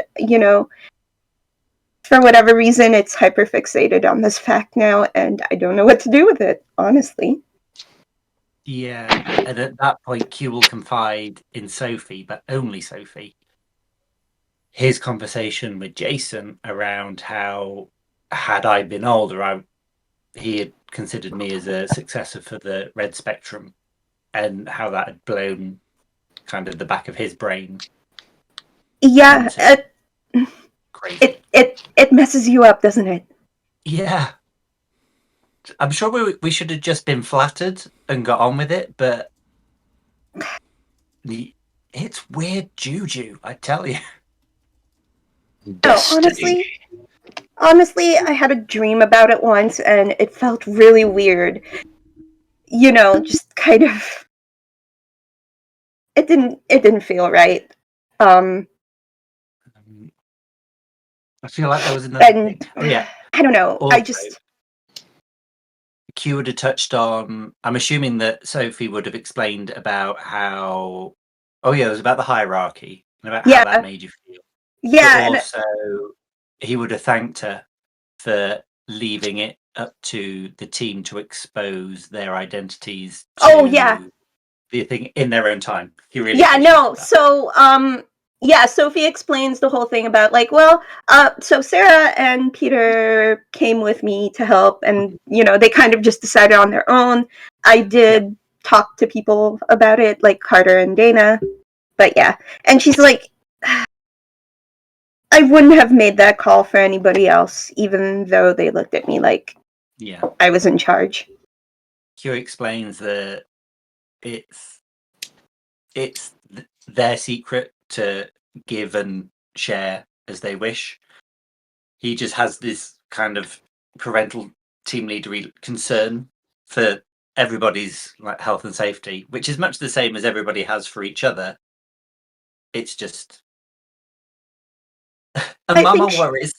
I think she understands. I think she understands that. I think she understands that. She also kind of confides about how joining the team and then learning about her friend and her family friend and everything, and just having the conflict of everybody being suspicious and her just being worried about the people she considers family. Yep. This whole gig is a lot to take. Sorry, I think your video froze for a second, so I thought you'd finished. Sorry. No, I'm sorry. And she's just how anxious it's making her now, because the knowledge of the demons and the aliens fighting together is going to make her feel like she's split in she's pulled even harder in two different directions. And she confides in Q about that before she confides in anybody else about it.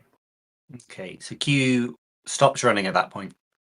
As it kind of tunes into serious talk, and he attempts to try and make things better by going, the way that I try to look at the things that we need to defeat is it doesn't matter where they're from or what they are, but all of us across all of our teams are just fighting one evil at a time.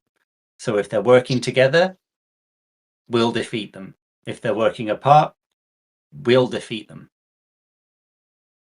Both teams have got this. Together, we've absolutely got this. Yeah. And it just, for a long time, she didn't have anyone to talk to about the thoughts that spiral in her head. And she felt like she had to talk to someone. And while Peter is pretty great, I think she felt like she had to go to Q for this as like the voice of reason that she'd always considered him. And just like, please help me. Dangerous risk. Please help Pete. me with this. Pete is pretty dense. Yeah. So yeah, that's pretty much the vibe. She just like the vibe is that Sophie kind of looks up to Q a little bit, and like respects his position and his opinion. So she like, please help me with this Help me. Yeah. monologue Nobi, during the run. Nobi. So that's it. Cool. Yeah. I think Hug? talking to Q has helped her a lot, actually. So thank you for indulging me in this. So Q will offer a hug. Sophie will take it. Will offer it. Yeah. Yeah. Right. Back to jogging, and then he's off again. And then, yeah, no. Smash cut to Kyle. No, I'm kidding. Can you both roll me an alertness check? Perception, not insight. God damn it. I'm going to use wait, hold on. Is this the next day? Do I get my story points back? I haven't. It's the next I haven't day. used any. It's, story points. Oh, not you're story point. all together. No, not story points. Idea points. Sorry, wrong points. Do I get those back? Yes, you get your ideas. Yes, your idea points are. I am going to use an idea point to roll this alertness good with edge. 19. 15. Fantastic. As you're running, you notice two things. Q, you notice first of all, and let's swing down. Is it Kyle? You notice first of all, in the distance, is Dwayne just sitting on one of the benches. And you weren't there for the events, Yep. but you have been told that Dwayne is a putty changeling. Didn't we blow him up? Dwayne I am almost certain we killed him. was defeated. There is There's another Dwayne. something else that catches your attention, however. Both of you notice that in the vase, depending on how we're talking, closest to you, by the door to the dorm room, there is a white flower growing out of a large green bulb. Is this what I think this is? This is 100% what you think this is. Sophie has a flashback to the mall incident. Is this the same thing that she's seen before? Yep. Yeah. Oh, she looks at Q as she clocks this. Waits for him to say something.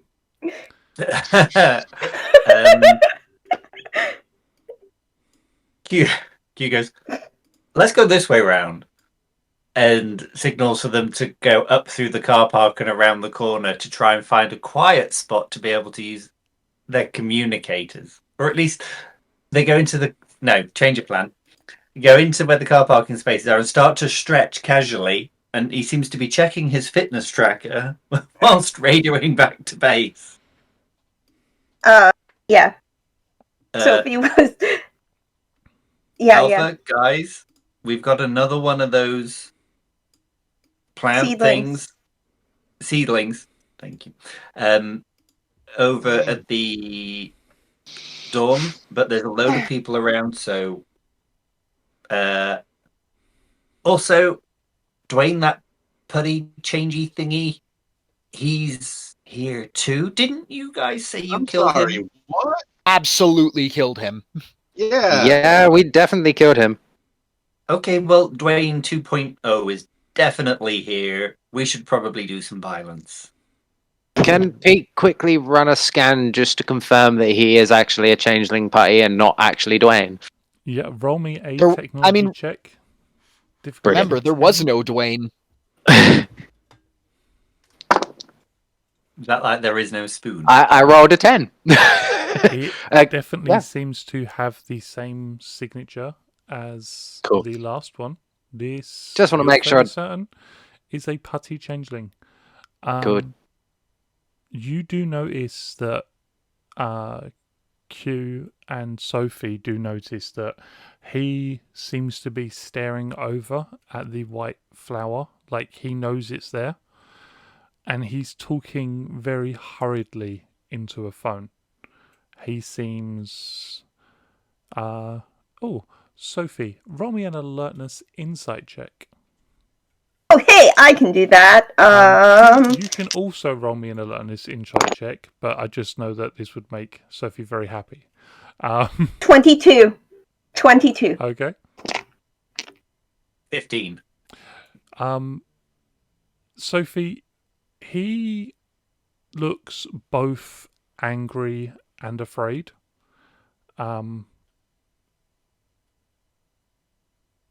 Q, you also notice this, but Sophie, you can see that the anger and fear is directed at the flower. Like, he recognizes it, he knows what's happening, and he doesn't like it. Like, there's some survival instinct that is warning him to flee or fight or who knows. Trying to figure this out on the phone or whatever, right? That's the vibe? Yep. Okay. Like, do I do the Sophie thing? I'm going to look at Q and just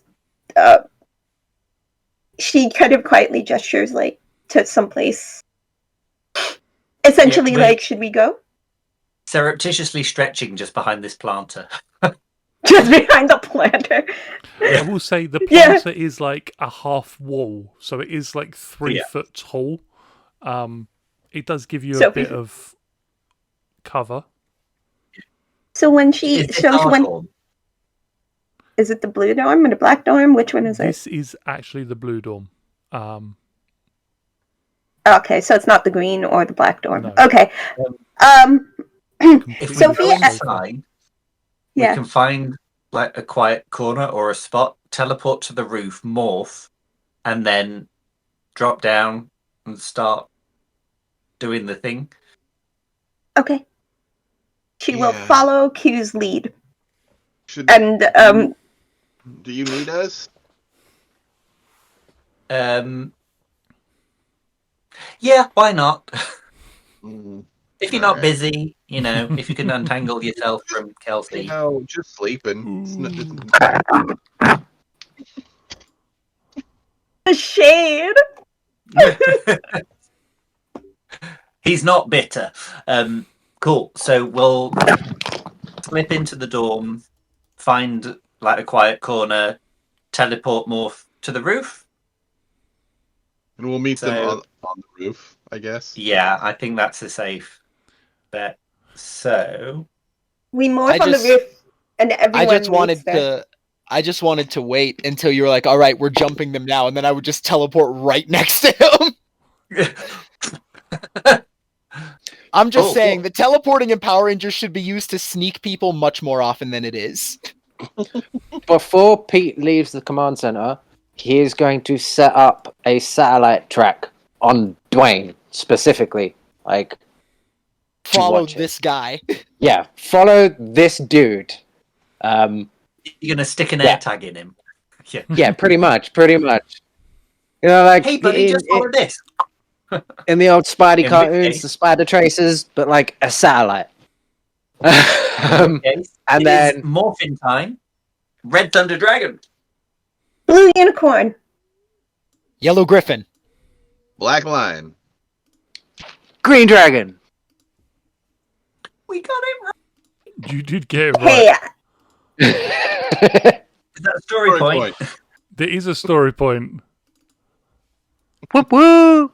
So you are currently on 6 story points. Who would like to follow me? Yes. Absolutely Dude. possible. definitely me. Yeah. Are you kidding me? Ugh, I hate that. The 1d4 I don't want to roll a 4 on. Hate it.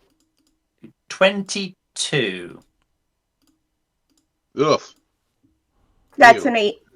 That's an 18 for me. Oh, did you add the bonuses for whoever was following? Yep, I rolled an 18 on the dice, 22 with all of you guys. Okay. That's an 18 for me. Cool. And also me. I got a 19. Peter and Sarah on the map. And have we gotten our PowerPoints back? Yep, you have everything back. Cal, Oh, what yeah, is that's yours? hit. Yours is a 19 as well. Fantastic. I've just seen it. Thank you. Apologies. I'm gonna be right back before we get violent. God.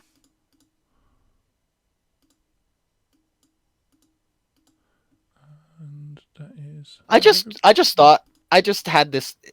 Is there fall damage in this game? There is indeed There- fall damage. There. Rough. So falling damage in Essence 20 is covered based on the size of the object you are falling from, the size of you. So basically, you subtract one from the other. You falling from this building, I don't think you would actually take any damage. For each, so. Oh no, you would potentially take 6 blunt damage. Why did we come up here? Yeah.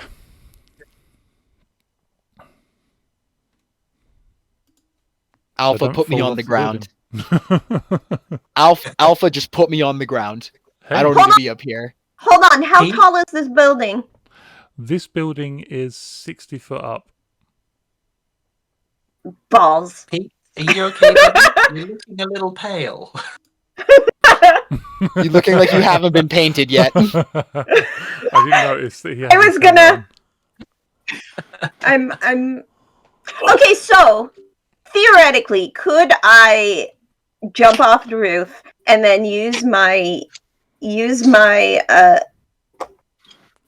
my teleporting I'm gonna say to yes. mitigate the damage? I'm gonna say Like yes. I let myself drop 30 Yeah. feet and then Yeah. as I a would- move action. I would like to. Okay. I would like to go back to when those of us who weren't here were teleported in. And just put me on the ground, man. Go for it if you'd like to be on the ground. Yes, I'd like to be teleported just right next to this guy. Okay, well, Put me by a plant. let's see what Q does first. Are we set up, Matt? Are you, Yep. No, you're or are you good. still going? Dwayne got a grand total Cool. of 6. The Tengas, I don't think, are physically capable of getting higher than you guys. But I'm just. What? Ah, we got Tengas. The roof? Addicted. Wait, did the Tengas end up on the roof? Hell yeah. The Tengas Let's were go. already on the roof. You couldn't see Oh. them from where you were until you teleported up there. So have But we yeah. surprised them? Nope, because they were waiting to surprise the Power Rangers. You've just Ah, stopped their surprise I mean, from being fair. surprising. in your beak. Yeah. Cool. My Well, bar. Q is going to run forwards and shove this Tenga as hard as he can. Go for it. I mean, if you're trying to push him off the building, they can fly. Can Tenga, because I know the Tengas. We have seen them fly away. Them fly. Oh yeah, we have seen them fly away. But to be fair, Q was not there. He says. To be Oh, fair, you're right. He was not. wasn't. Whilst Q is doing this, then and Pete just shout like, "Dude, they can fly!" Brother. I'm I doing mean, it you anyway. can still do it. It's still fun. Yeah, I'm totally still doing it anyway. So I have a specialization. No, I don't have. No. So it's a might pushing skill test. So no, I don't have specialization in pushing people. But say that's a nice one anyway. So that's 22 crit on the D6. Yep, you are good. Can the crit mean that the Tenga just forgets he can fly for a second? Just falls. Takes like damage with it.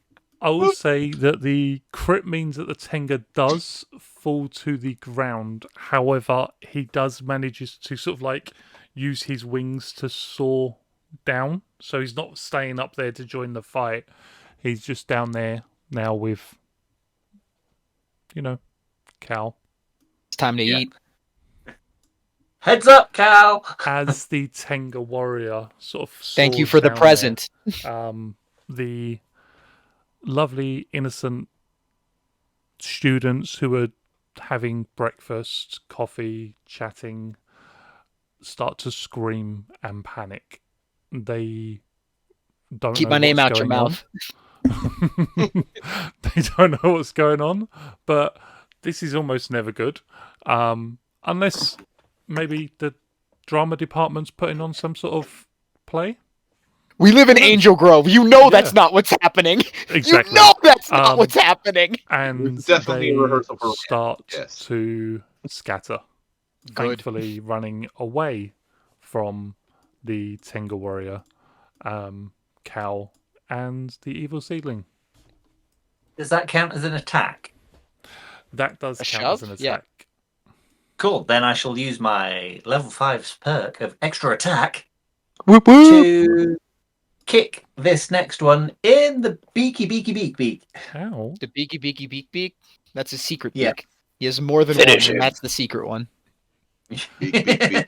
I'm not kicking him in the nuts, Cal. That's your Kick him in the cloaca. Do it. No. That's rough. That's rough. That's tough. It's not good. Not good for them. So, well, that's not great though. That's 10. Really? Yeah. That is a Oh. miss. As you How do did you try to roll? Sad. kick it in the beak, it just ducks underneath your attack. Cool. And squirt! Then I'll go "Huh!" and step back, and that'll end my turn. Thank you. Okay. Cal? Yeah, I'm here to have a good time. Gonna move right over here. God. Should probably fight the plant first, even if I don't want to. Yeah, I'm gonna take a triple strike attack on the evil seedling. Okay. Summon power weapon first, and then I can make the damage sharp, right? You can make the damage sharp. Yep. Does doing that alternate effect do anything to what I'm rolling, or Nope, it's just sharp damage instead. It's basically Alright, cool, got yeah. claws, or you can use the blunt part of the paw. Yeah, I'm gonna use the alternate effect to make this sharp because I almost am sure that I remember blunt damage not You do doing as much indeed. as it should. Yep. So yeah, I'm gonna use a personal power to make a triple strike attack on this plant with my sharp alternate effect. Fantastic. 14. That is. Bear with me one moment, because I've just realised I've closed that character sheet. Oh no. A 14 is a miss. It's going to be an All right. 18 to hit. All right. God damn these motherfuckers. Cocked. Yeah, it's possible. Off table. And it was a 6. Damn it. That's still a 6. 18 to hit crit. Nice. And then for my follow-up, now that my hit die is not the same as my follow-up die, I have to make the follow-up attack using the die from my table instead of my actual finesse hit. Yeah, right. That's just not possible. So yeah, one hit from the TSP, and then I'm With the going to crit. extra attack it. Okay. Yeah. God damn. Yeah, no chance. So yeah, that's 1 sharp on the evil seedling. You do You crit. manage to rake the Oh, 2, yeah, claws I crit, of the so. of the griffin's paw across the evil seedling, and you do see that you've slashed through several sort of sections of the fibrous outside. You do notice, unlike the others, there seems to be a purple liquid that is now leaking out of the plant where you've damaged it. All right, then I'm gonna hit a step back so that I don't get any of that on me. Yeah, Okay. my turn. Peter. Peter. Right, Peter's gonna run. Yep, we can do that. Lovely. So Peter is going to run his good self over here.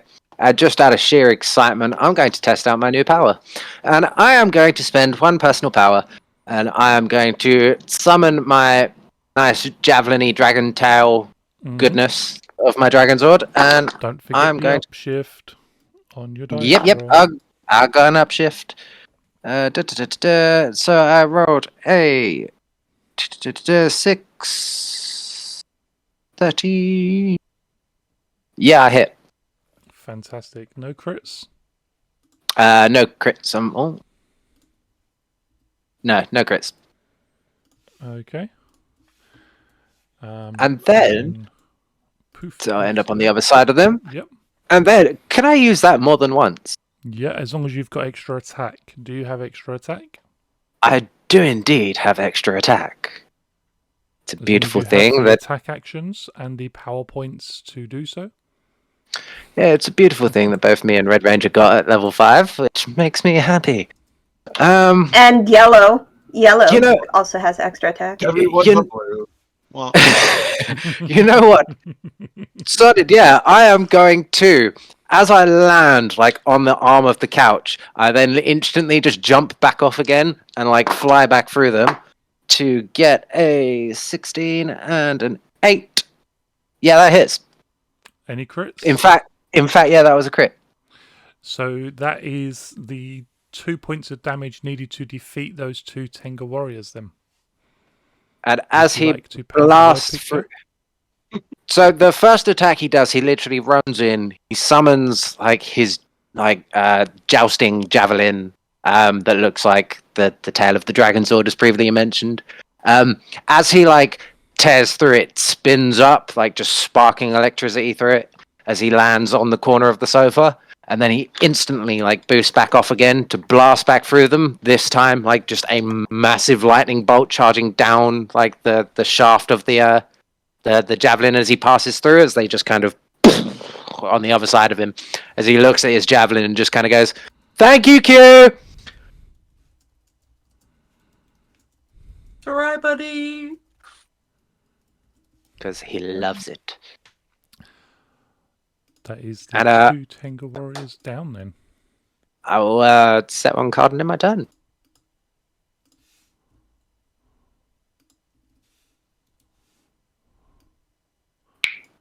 Okay, that brings us to Sarah or Sophie, whoever wishes to go first.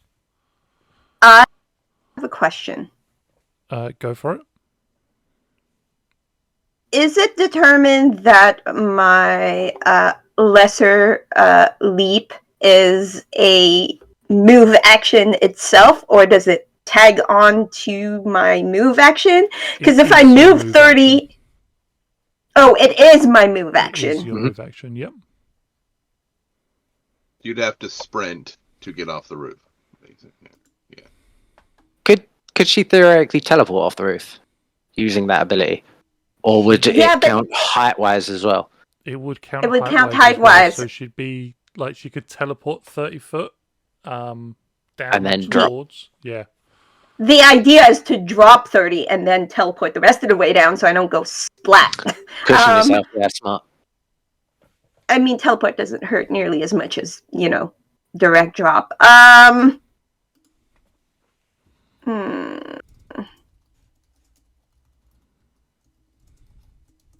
Oh, this is hard. No, you know what? I'm gonna do it. I'm gonna use a sprint. I'm gonna do my first movement and essentially drop off the roof, and then use my other movement to drop down or teleport down. Essentially, I'll let myself fall 30 feet, and then use the teleport to land 30 feet down, basically below. Okay.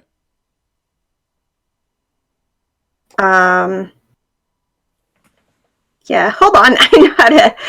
I know how to do this. I'm gonna select my token and essentially land down here. And then as a free action, I will summon my power weapon and call it my turn. Okie dokie. That will bring us to Sarah's turn then. Yeah. Is there a way to, negate falling damage? There is a way to sort of negate falling damage. You can essentially... You can try to roll with the impact by rolling an athletics or a acrobatic skill check with a difficulty of 10 plus the potential damage being suffered. So it would be a 16. If you succeed, it halves the damage. If you roll a crit, it would halve the damage again. If you fumble, it doubles the damage. Can I ask a question? You can ask a question.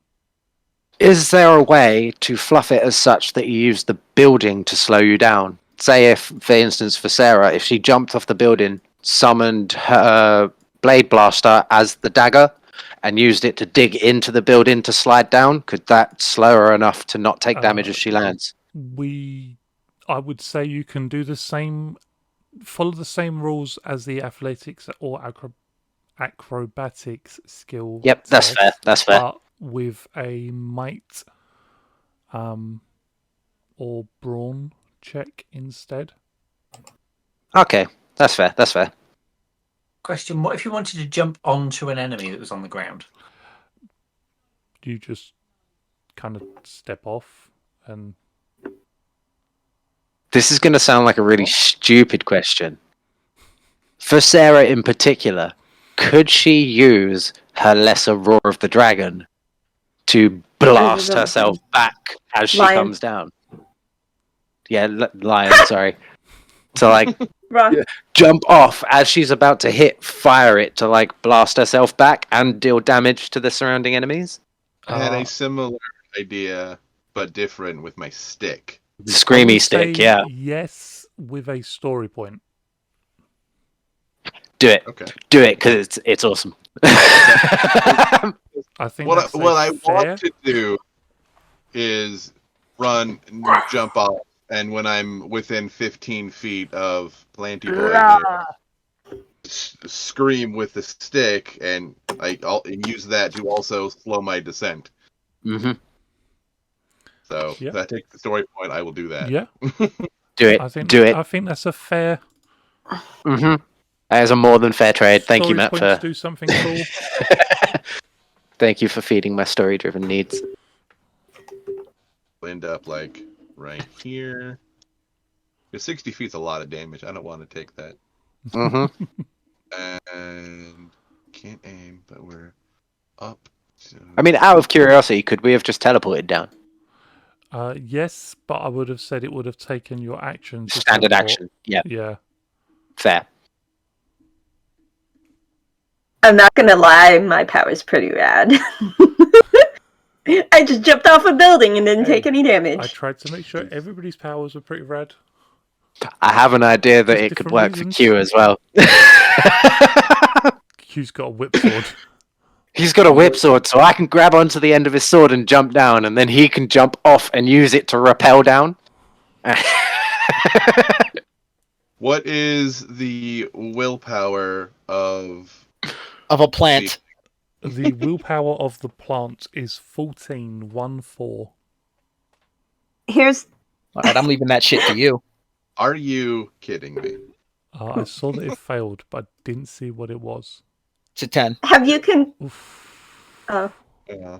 But it's fine. I've now landed and I have extra attack, so I can also hit the Tenga. I'm gonna do it again. Okay. Did the shockwave still at least cushion her descent? Yep. That's what the Cushy. story point was for. Excellent. We're gonna go for willpower again. Both of them.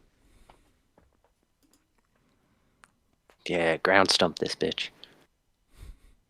have you considered just using the seedling to cushion your fall? I'm saying nothing.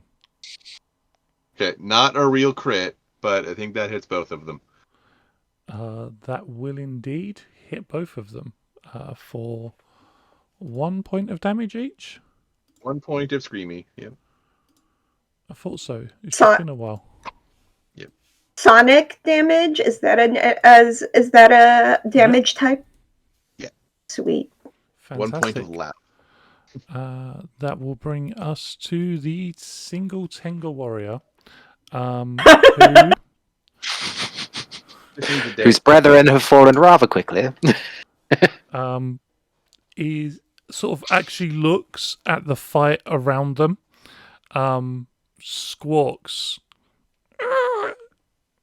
and turns, runs towards in the direction that Q and Sophie had been running, and flaps his wings, flying off into the distance as he. What's his travel speed? His travel speed is 40-foot aerial, so he can fly fairly quick.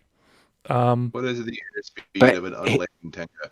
What's his ground speed? Because obviously he ran first. He can. So when you use both, you consume some from your maximum speed.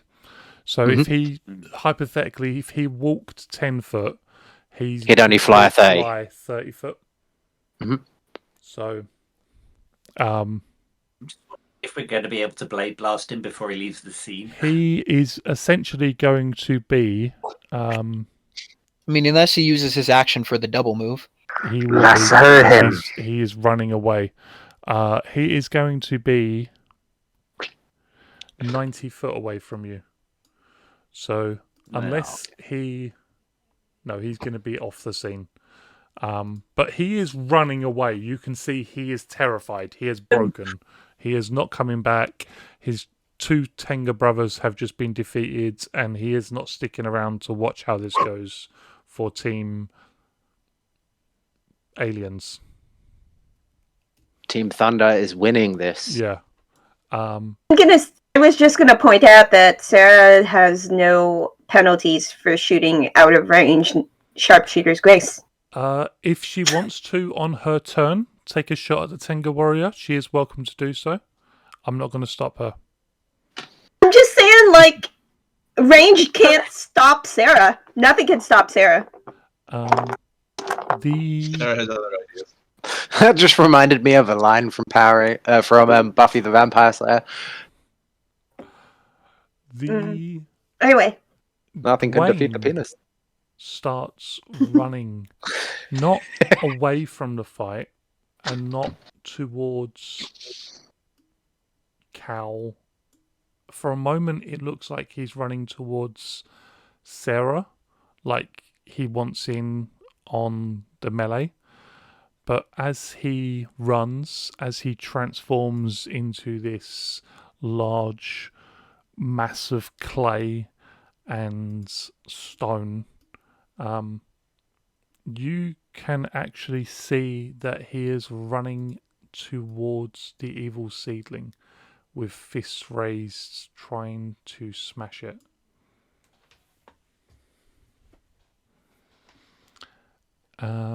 Which brings us to... Q. Oh, did I not? Apparently I did not. Apparently I never rolled initiative for the evil seedling. You did not, dear boy. I got distracted by rolling initiative for everything else.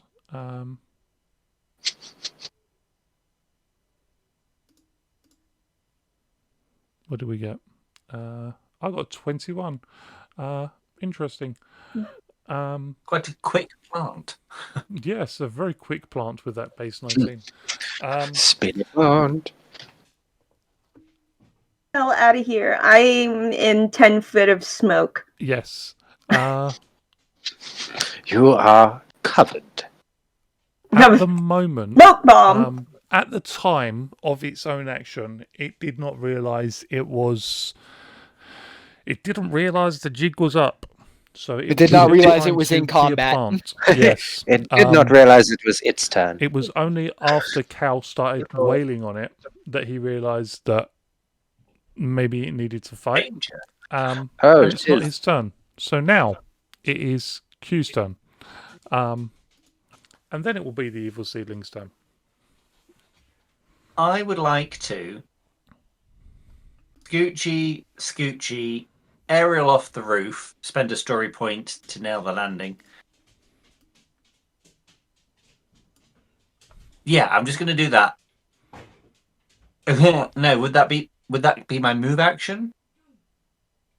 To get off the roof and moving, yes. Okay, so Q's just going to dodge around Pete. Story Not your point whole spend. move action, but it would be part of it. Right, okay. Like Um, the falling wouldn't be part. Yeah, that it doesn't wouldn't count as a move. That's okay. So yeah, so technically, is that the story part chunk? Is the falling and nailing the landing? Yeah, the falling is the part where you use your whip to sort of grab a hold of something and stop yourself from plummeting to your Fly the doom. man down the side of the building Yeah. on. The not going splat and taking all that damage is the 6 story points of point. blunt Yeah. damage, potentially. So Q lands with said sword whip out, and I am going to start taking chunks out of said shrub. I will say for your Um, first attack, you can have an upshift for Oh, thank you. Surprise! attacking from a higher point as you fall down, as you're attacking melee. Cool. And I would like to. Is it? I can't. I sorry if I keep asking this. Is attacking with my sword? It's not martial arts, is it? Or do we say it is martial arts because some martial arts? No. No. It's not martial arts. It's just a Oh, whatever weapon. the skill is, Cool. might or finesse or. I would like to spend a story point to do an extra point of damage if I hit it. Okay. Okay. You PowerPoint? What with a story point? Sorry, It's a no. I PowerPoint. meant a personal PowerPoint. That makes more sense. I'm making up new rules, everybody. I'm sitting here like, Did he just do that? So, sword attack is a d6. I've got that. And I can reroll that if it's a 1 or a 2. Things. So that's a 14. a 14 is not going to hit. Okay. Well, I'll just try and attack again then. Okay, second attack is not with the upshift, remember. Oh, no, I didn't do the first one with an upshift. Can it hit with an upshift? Does it have the possibility? Possible. No. Oh, no, because I could have re-rolled that 'cause it was with my Oh, yes, that works. So 9, 8, 17 Does not hit. crit on the D8. Does not hit. No, it's an 18. Damn. Yeah, so neither of them hit then.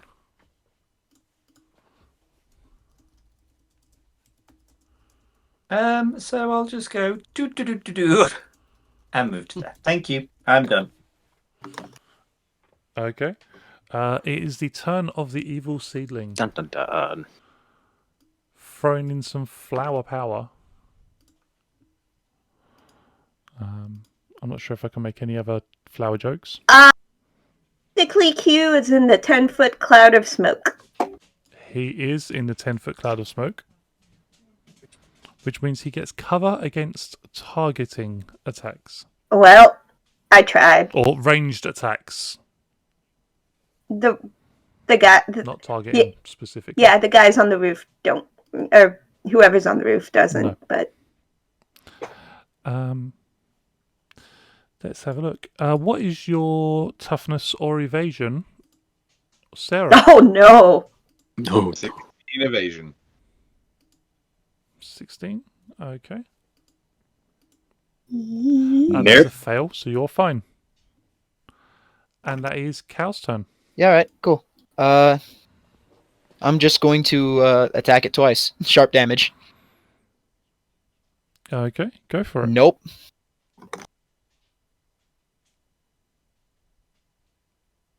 I don't think that's nope, not possible. Yep. That's it. Back up and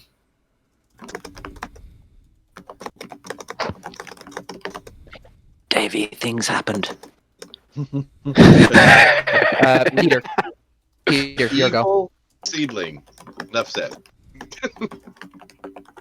My turn. How many story points do we have left? 5, Yeah, according to the 5. counter. Yeah, that's wrong. It's 4.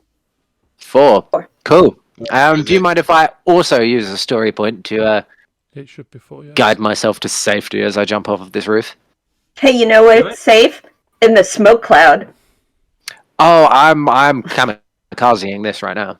Oh yeah, I'm flying down head first, dagger out. As I Wait. dive off of the roof, I'm going straight into attack mode. Are you gonna I'm coming. land on top of it? Oh yeah, I'm coming straight down head first, like dagger outstretched in front of me. Like Oh my gosh! I'm gonna Yes. try and slice it straight down the middle. That is a 15 on the D20 and a 6 on the D6. 21. Great. Fantastic. Okay. As you land, you're able to like take a chunk off of it. And because I use literally no movement, as I like land on it and slash through it, I like backflip off of it and then like land Yep. like nya.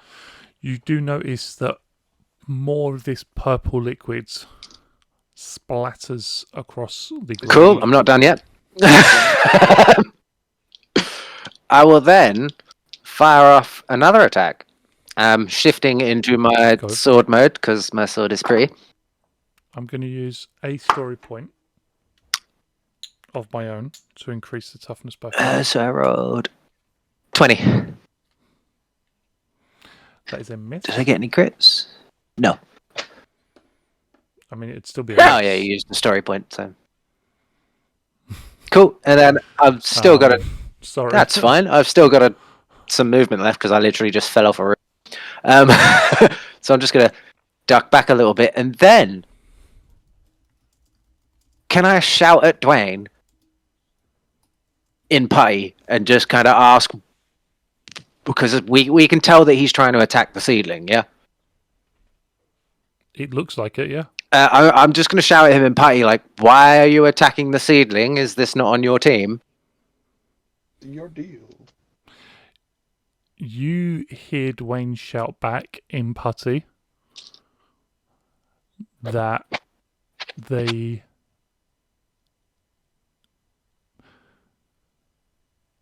these abominations spread. Wait. We crush them. Wait, abominations? So they're not your friends?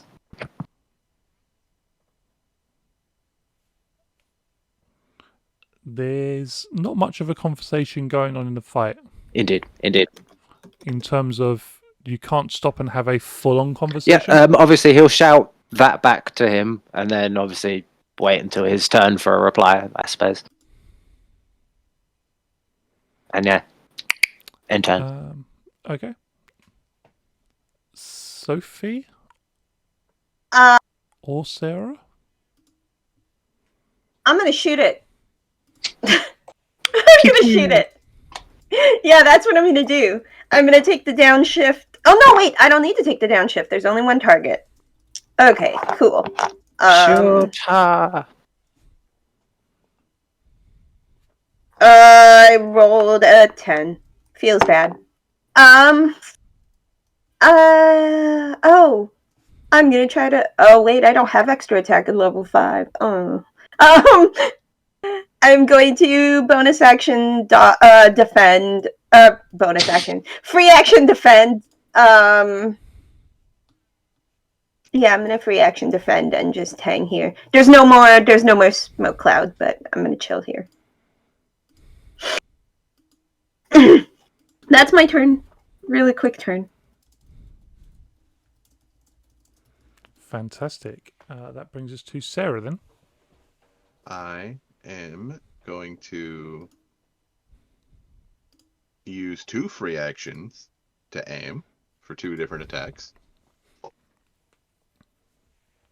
And I'm going to target willpower again.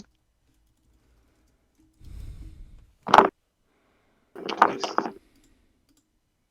No change. 14. Whoops. Are you kidding me?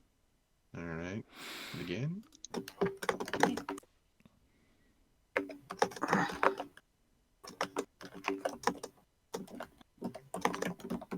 Jumping. What in the. Okay. I am going. You could use a story point to reroll one of those ones. I'm actually going to use Do it! my. I'm not going to spend a story point. I'm going to use my free once per scene. Okay. I'm going to roll that d8.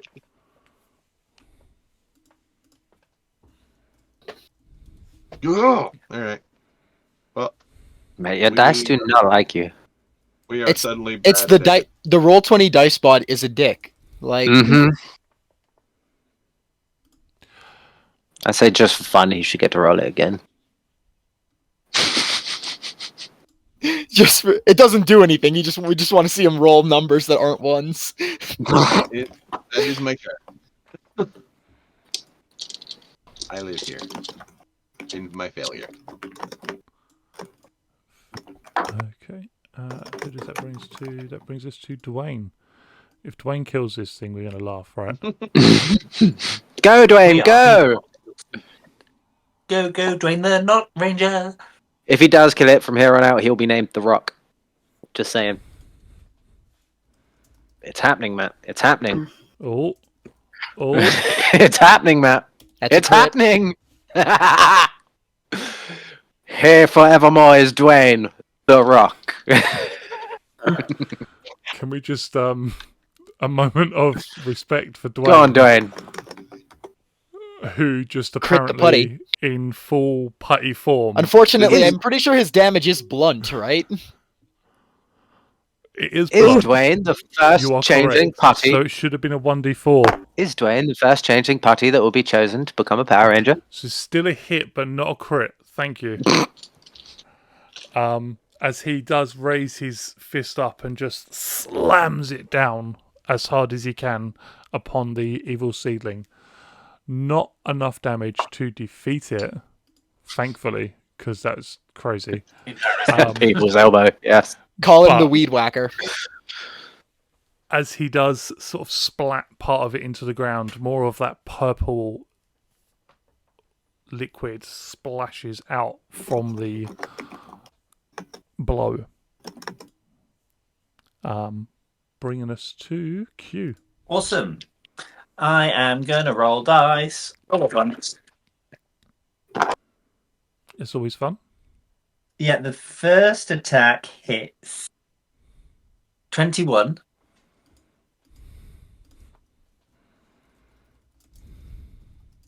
Well, I say it hits. I hope it hits with the 21. It does hit with a 21. That is correct. And he's only got one more health. So paint me that picture because that. That is the hit that did it. Yep. Yeah, so because Q has, obviously the whip sword has reach ×2, he can hit it without moving from where he is. And so he watches Dwayne run in, and then he just lashes out and brings a good sweeping arc as the sword segments out, crackles with electrical energy, and just lashes across, leaving a big trail of sparks before the flower implodes, explodes, or does whatever Matt decides. And then the sword chinks back into its solid form. As you've fought these things before, you're well used to them exploding, having been defeated. You're well used to the mad scramble to escape the radius of said explosion.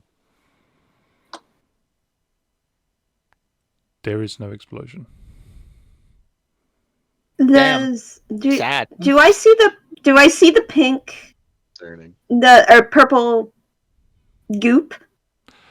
It's impossible to miss. Do you guys think that they've maybe perfected their recipe a little bit?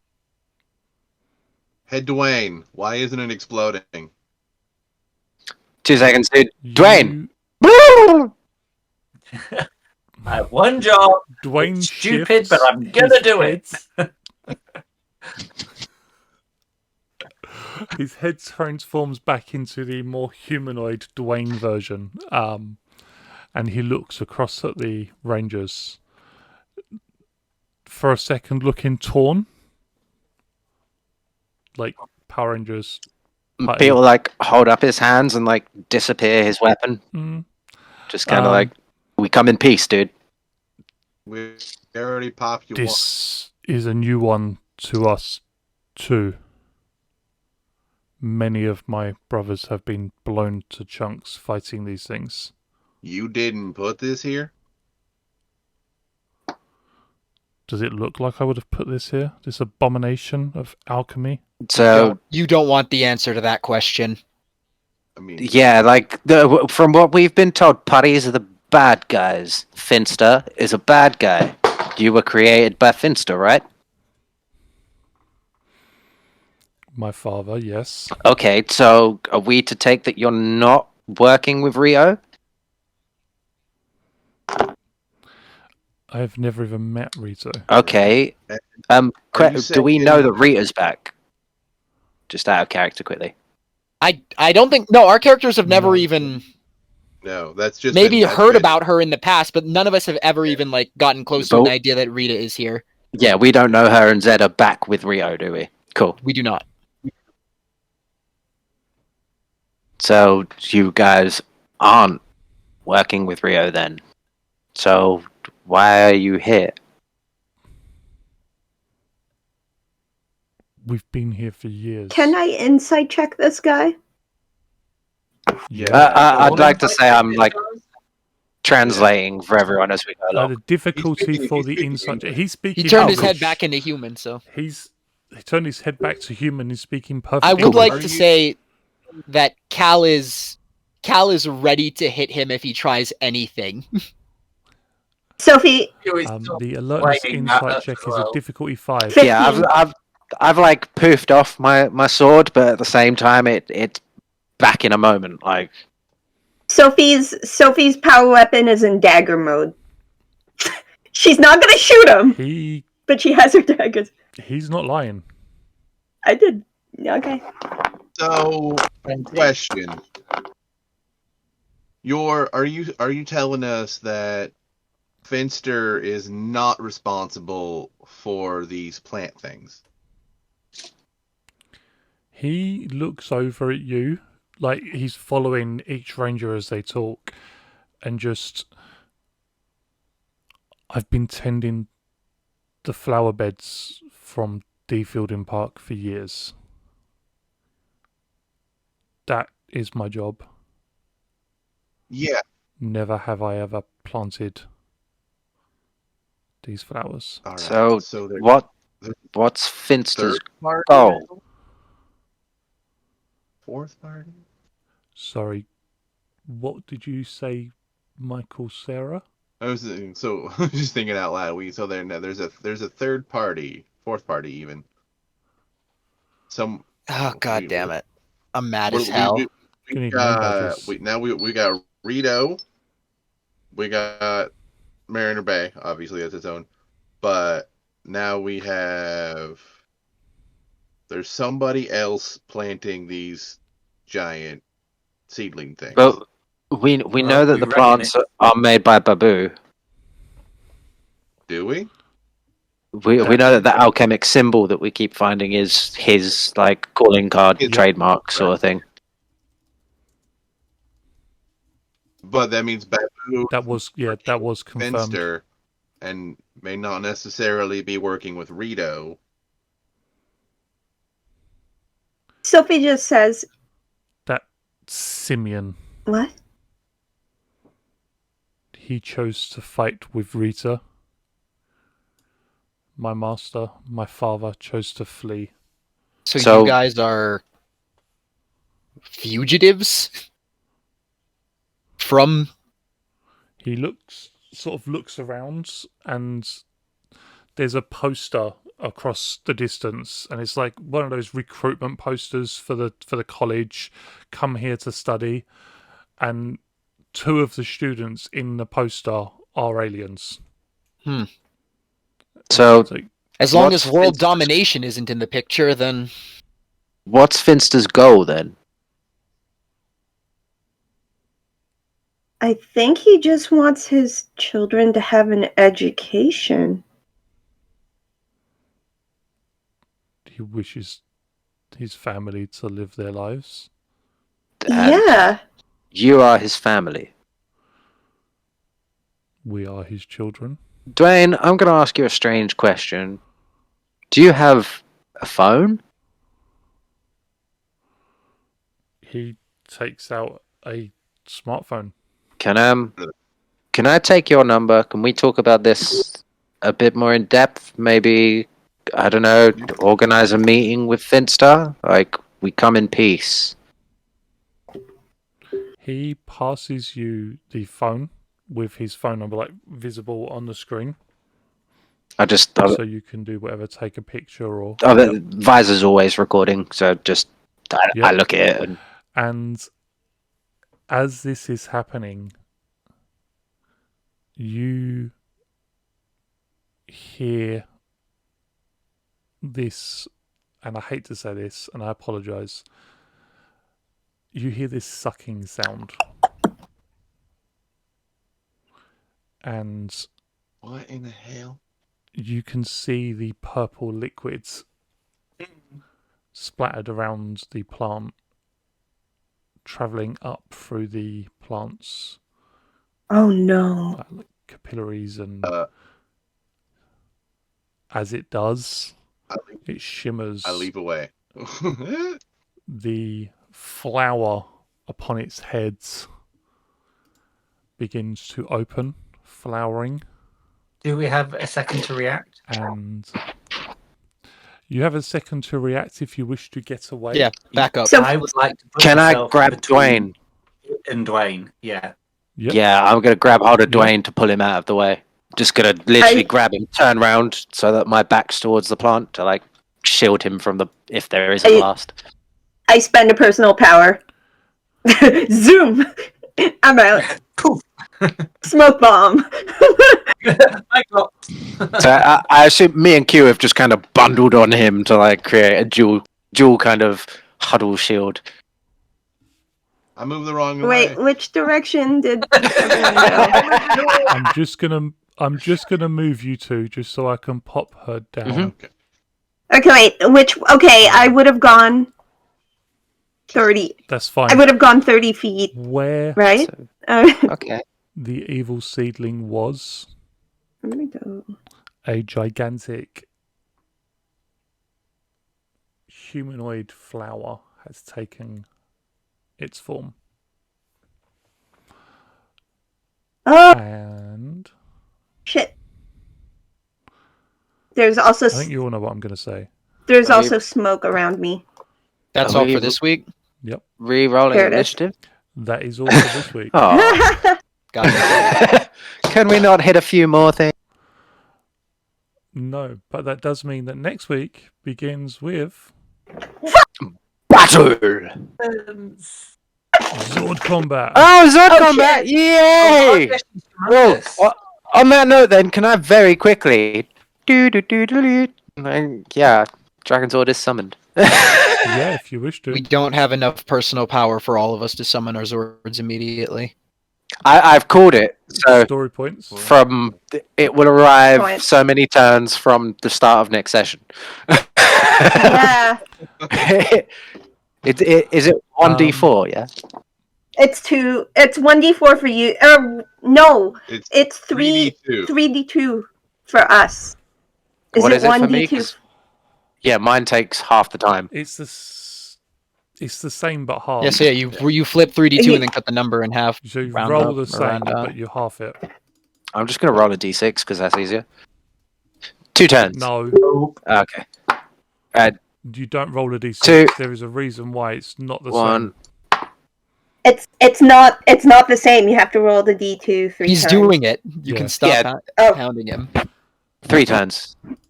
No rolling 3 turns. Yeah, total, yeah, yeah.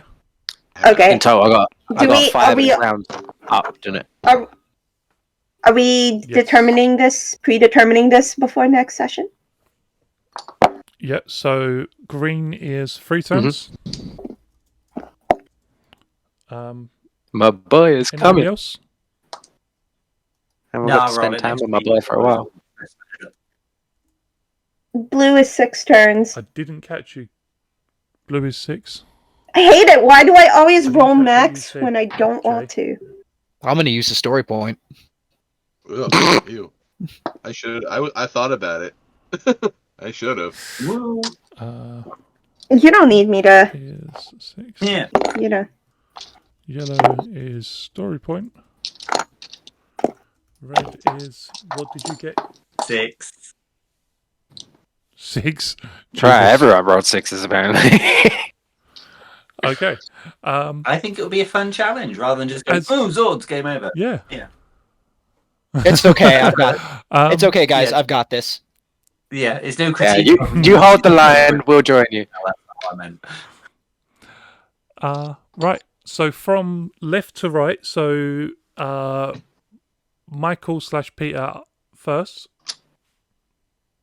Favorite scene of yours? Favorite scene of another player's? Favorite scene of mine? All of the technology rolls, to be fair, because I don't know why I'm super hyper today. So I was like super down for that. That was all of me. I was happy about that.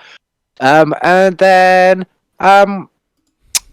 Q and Sophie's little bonding moment while they were off jogging. It was Obviously nice. bonding over the fact that both of them have been considered for a Ranger team before, and it's kind of like destiny that they've ended up on one anyway. Brilliant.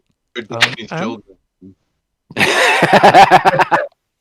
Okay, first of all, this is kind of a shared thing, but well, okay, this is mostly Matthew, but Peter's dream absolutely terrified the shit out of me. Thank you, but also, what the hell, dude? That was really cool. I don't know, like, I love the interaction between Q and Sophie. Been wanting that for a while. So that's pretty rad. We kind of speed ran that friendship, but it's fine. It works.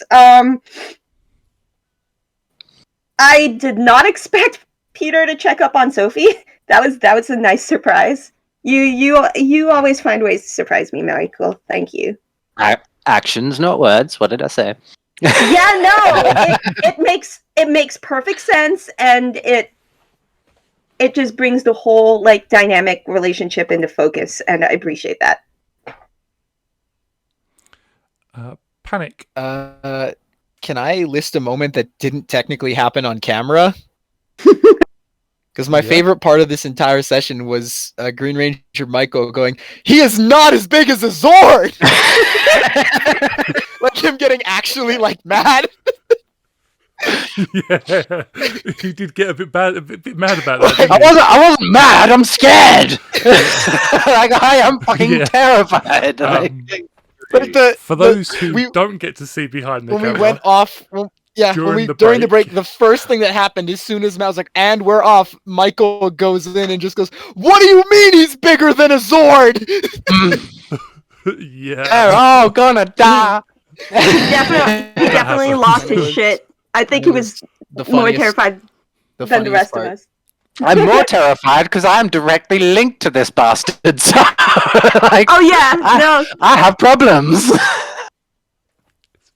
Oh yeah, Sophie hasn't mentioned that part. But yeah, that. okay. Michael, who is Sarah? I think favorite for me was playing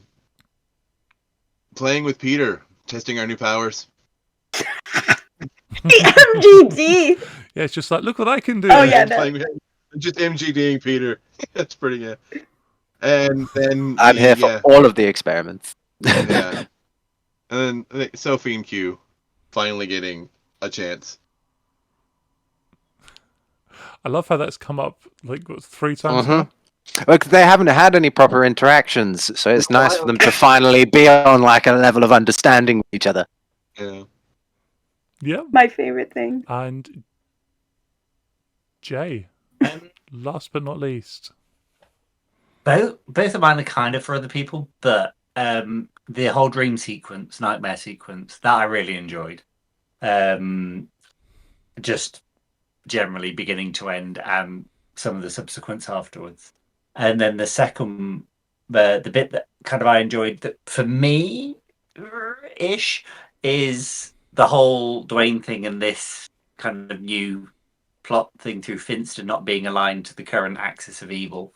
Because in my head, whilst he was talking, Q was stood there. He's still got his sword in his hand and is just adjusting his grip around the hilt, waiting for some kind of betrayal, just in case. But if there is an Perhaps your opening sudden that but inevitable Finster is betrayal. opposed to the current powers that be, that could be a useful friend of my friend is my enemy. Thank you, Spider-Woman. Friend of my friend is my enemy. That's wrong. Enemy, my enemy is my friend. The friend Oh, of my my friend is brain. my enemy. Yeah, the friend of my friend is my enemy. Be warned, kids. That's how I I roll. have a post-credit scene with a twist. A twist. Because as you defeated the evil seedling, I would like you all to roll me a alertness perception check. Okay. There's no difficulty, I just need to know who has the highest roll. I would like to use an idea point to roll it with edge because Go for it. let's freaking go. Seriously? Ooh, Come on. 19. Definitely not me. 20. Oh, I rolled 2 5s on my d20s. Cal? I rolled a 7. Oh, 12. Yeah, don't pay attention to me. 12. Okay, so as Dwayne sort of turned around and was gesturing towards the posters, a Chevy Impala drives past. It looks familiar. If you've ever seen a TV show about two brothers traveling across America defeating evil, Sliding through car windows. Care. yeah. This one is a blue. It's like a deep navy blue colour with some yellow trim underneath. And you notice in the passenger seat of the car is Brian, the town's conspiracy theorist. Who had gotten kidnapped Shop like, owner. Who's been forever ago. My comic book Yeah, dude. as far as you're aware, seems to have been kidnapped a while ago. I may have completely forgotten he'd been He's kidnapped. just traveling along in the passenger seat of this car as if nothing had happened. He's just chattering away. Phoenix, I want you to know that And if you're then- right, I'm going to be mad. What you notice as the car takes a left turn. Towards Albuquerque. There's no driver. Phoenix, I want you to know that if you are right, I am And going the to be mad. badge on the back of the car is unlike any you have ever seen before. It looks almost like a face Oh, made of very blocky Okay, thank God. Phoenix What? is wrong. pieces. Thank what God. color is it, Matt? What color is this face that we see on the front of this car? Oof. It is a red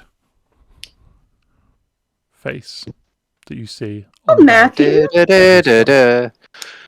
Yeah. And That's not there, related to us. Leave that alone.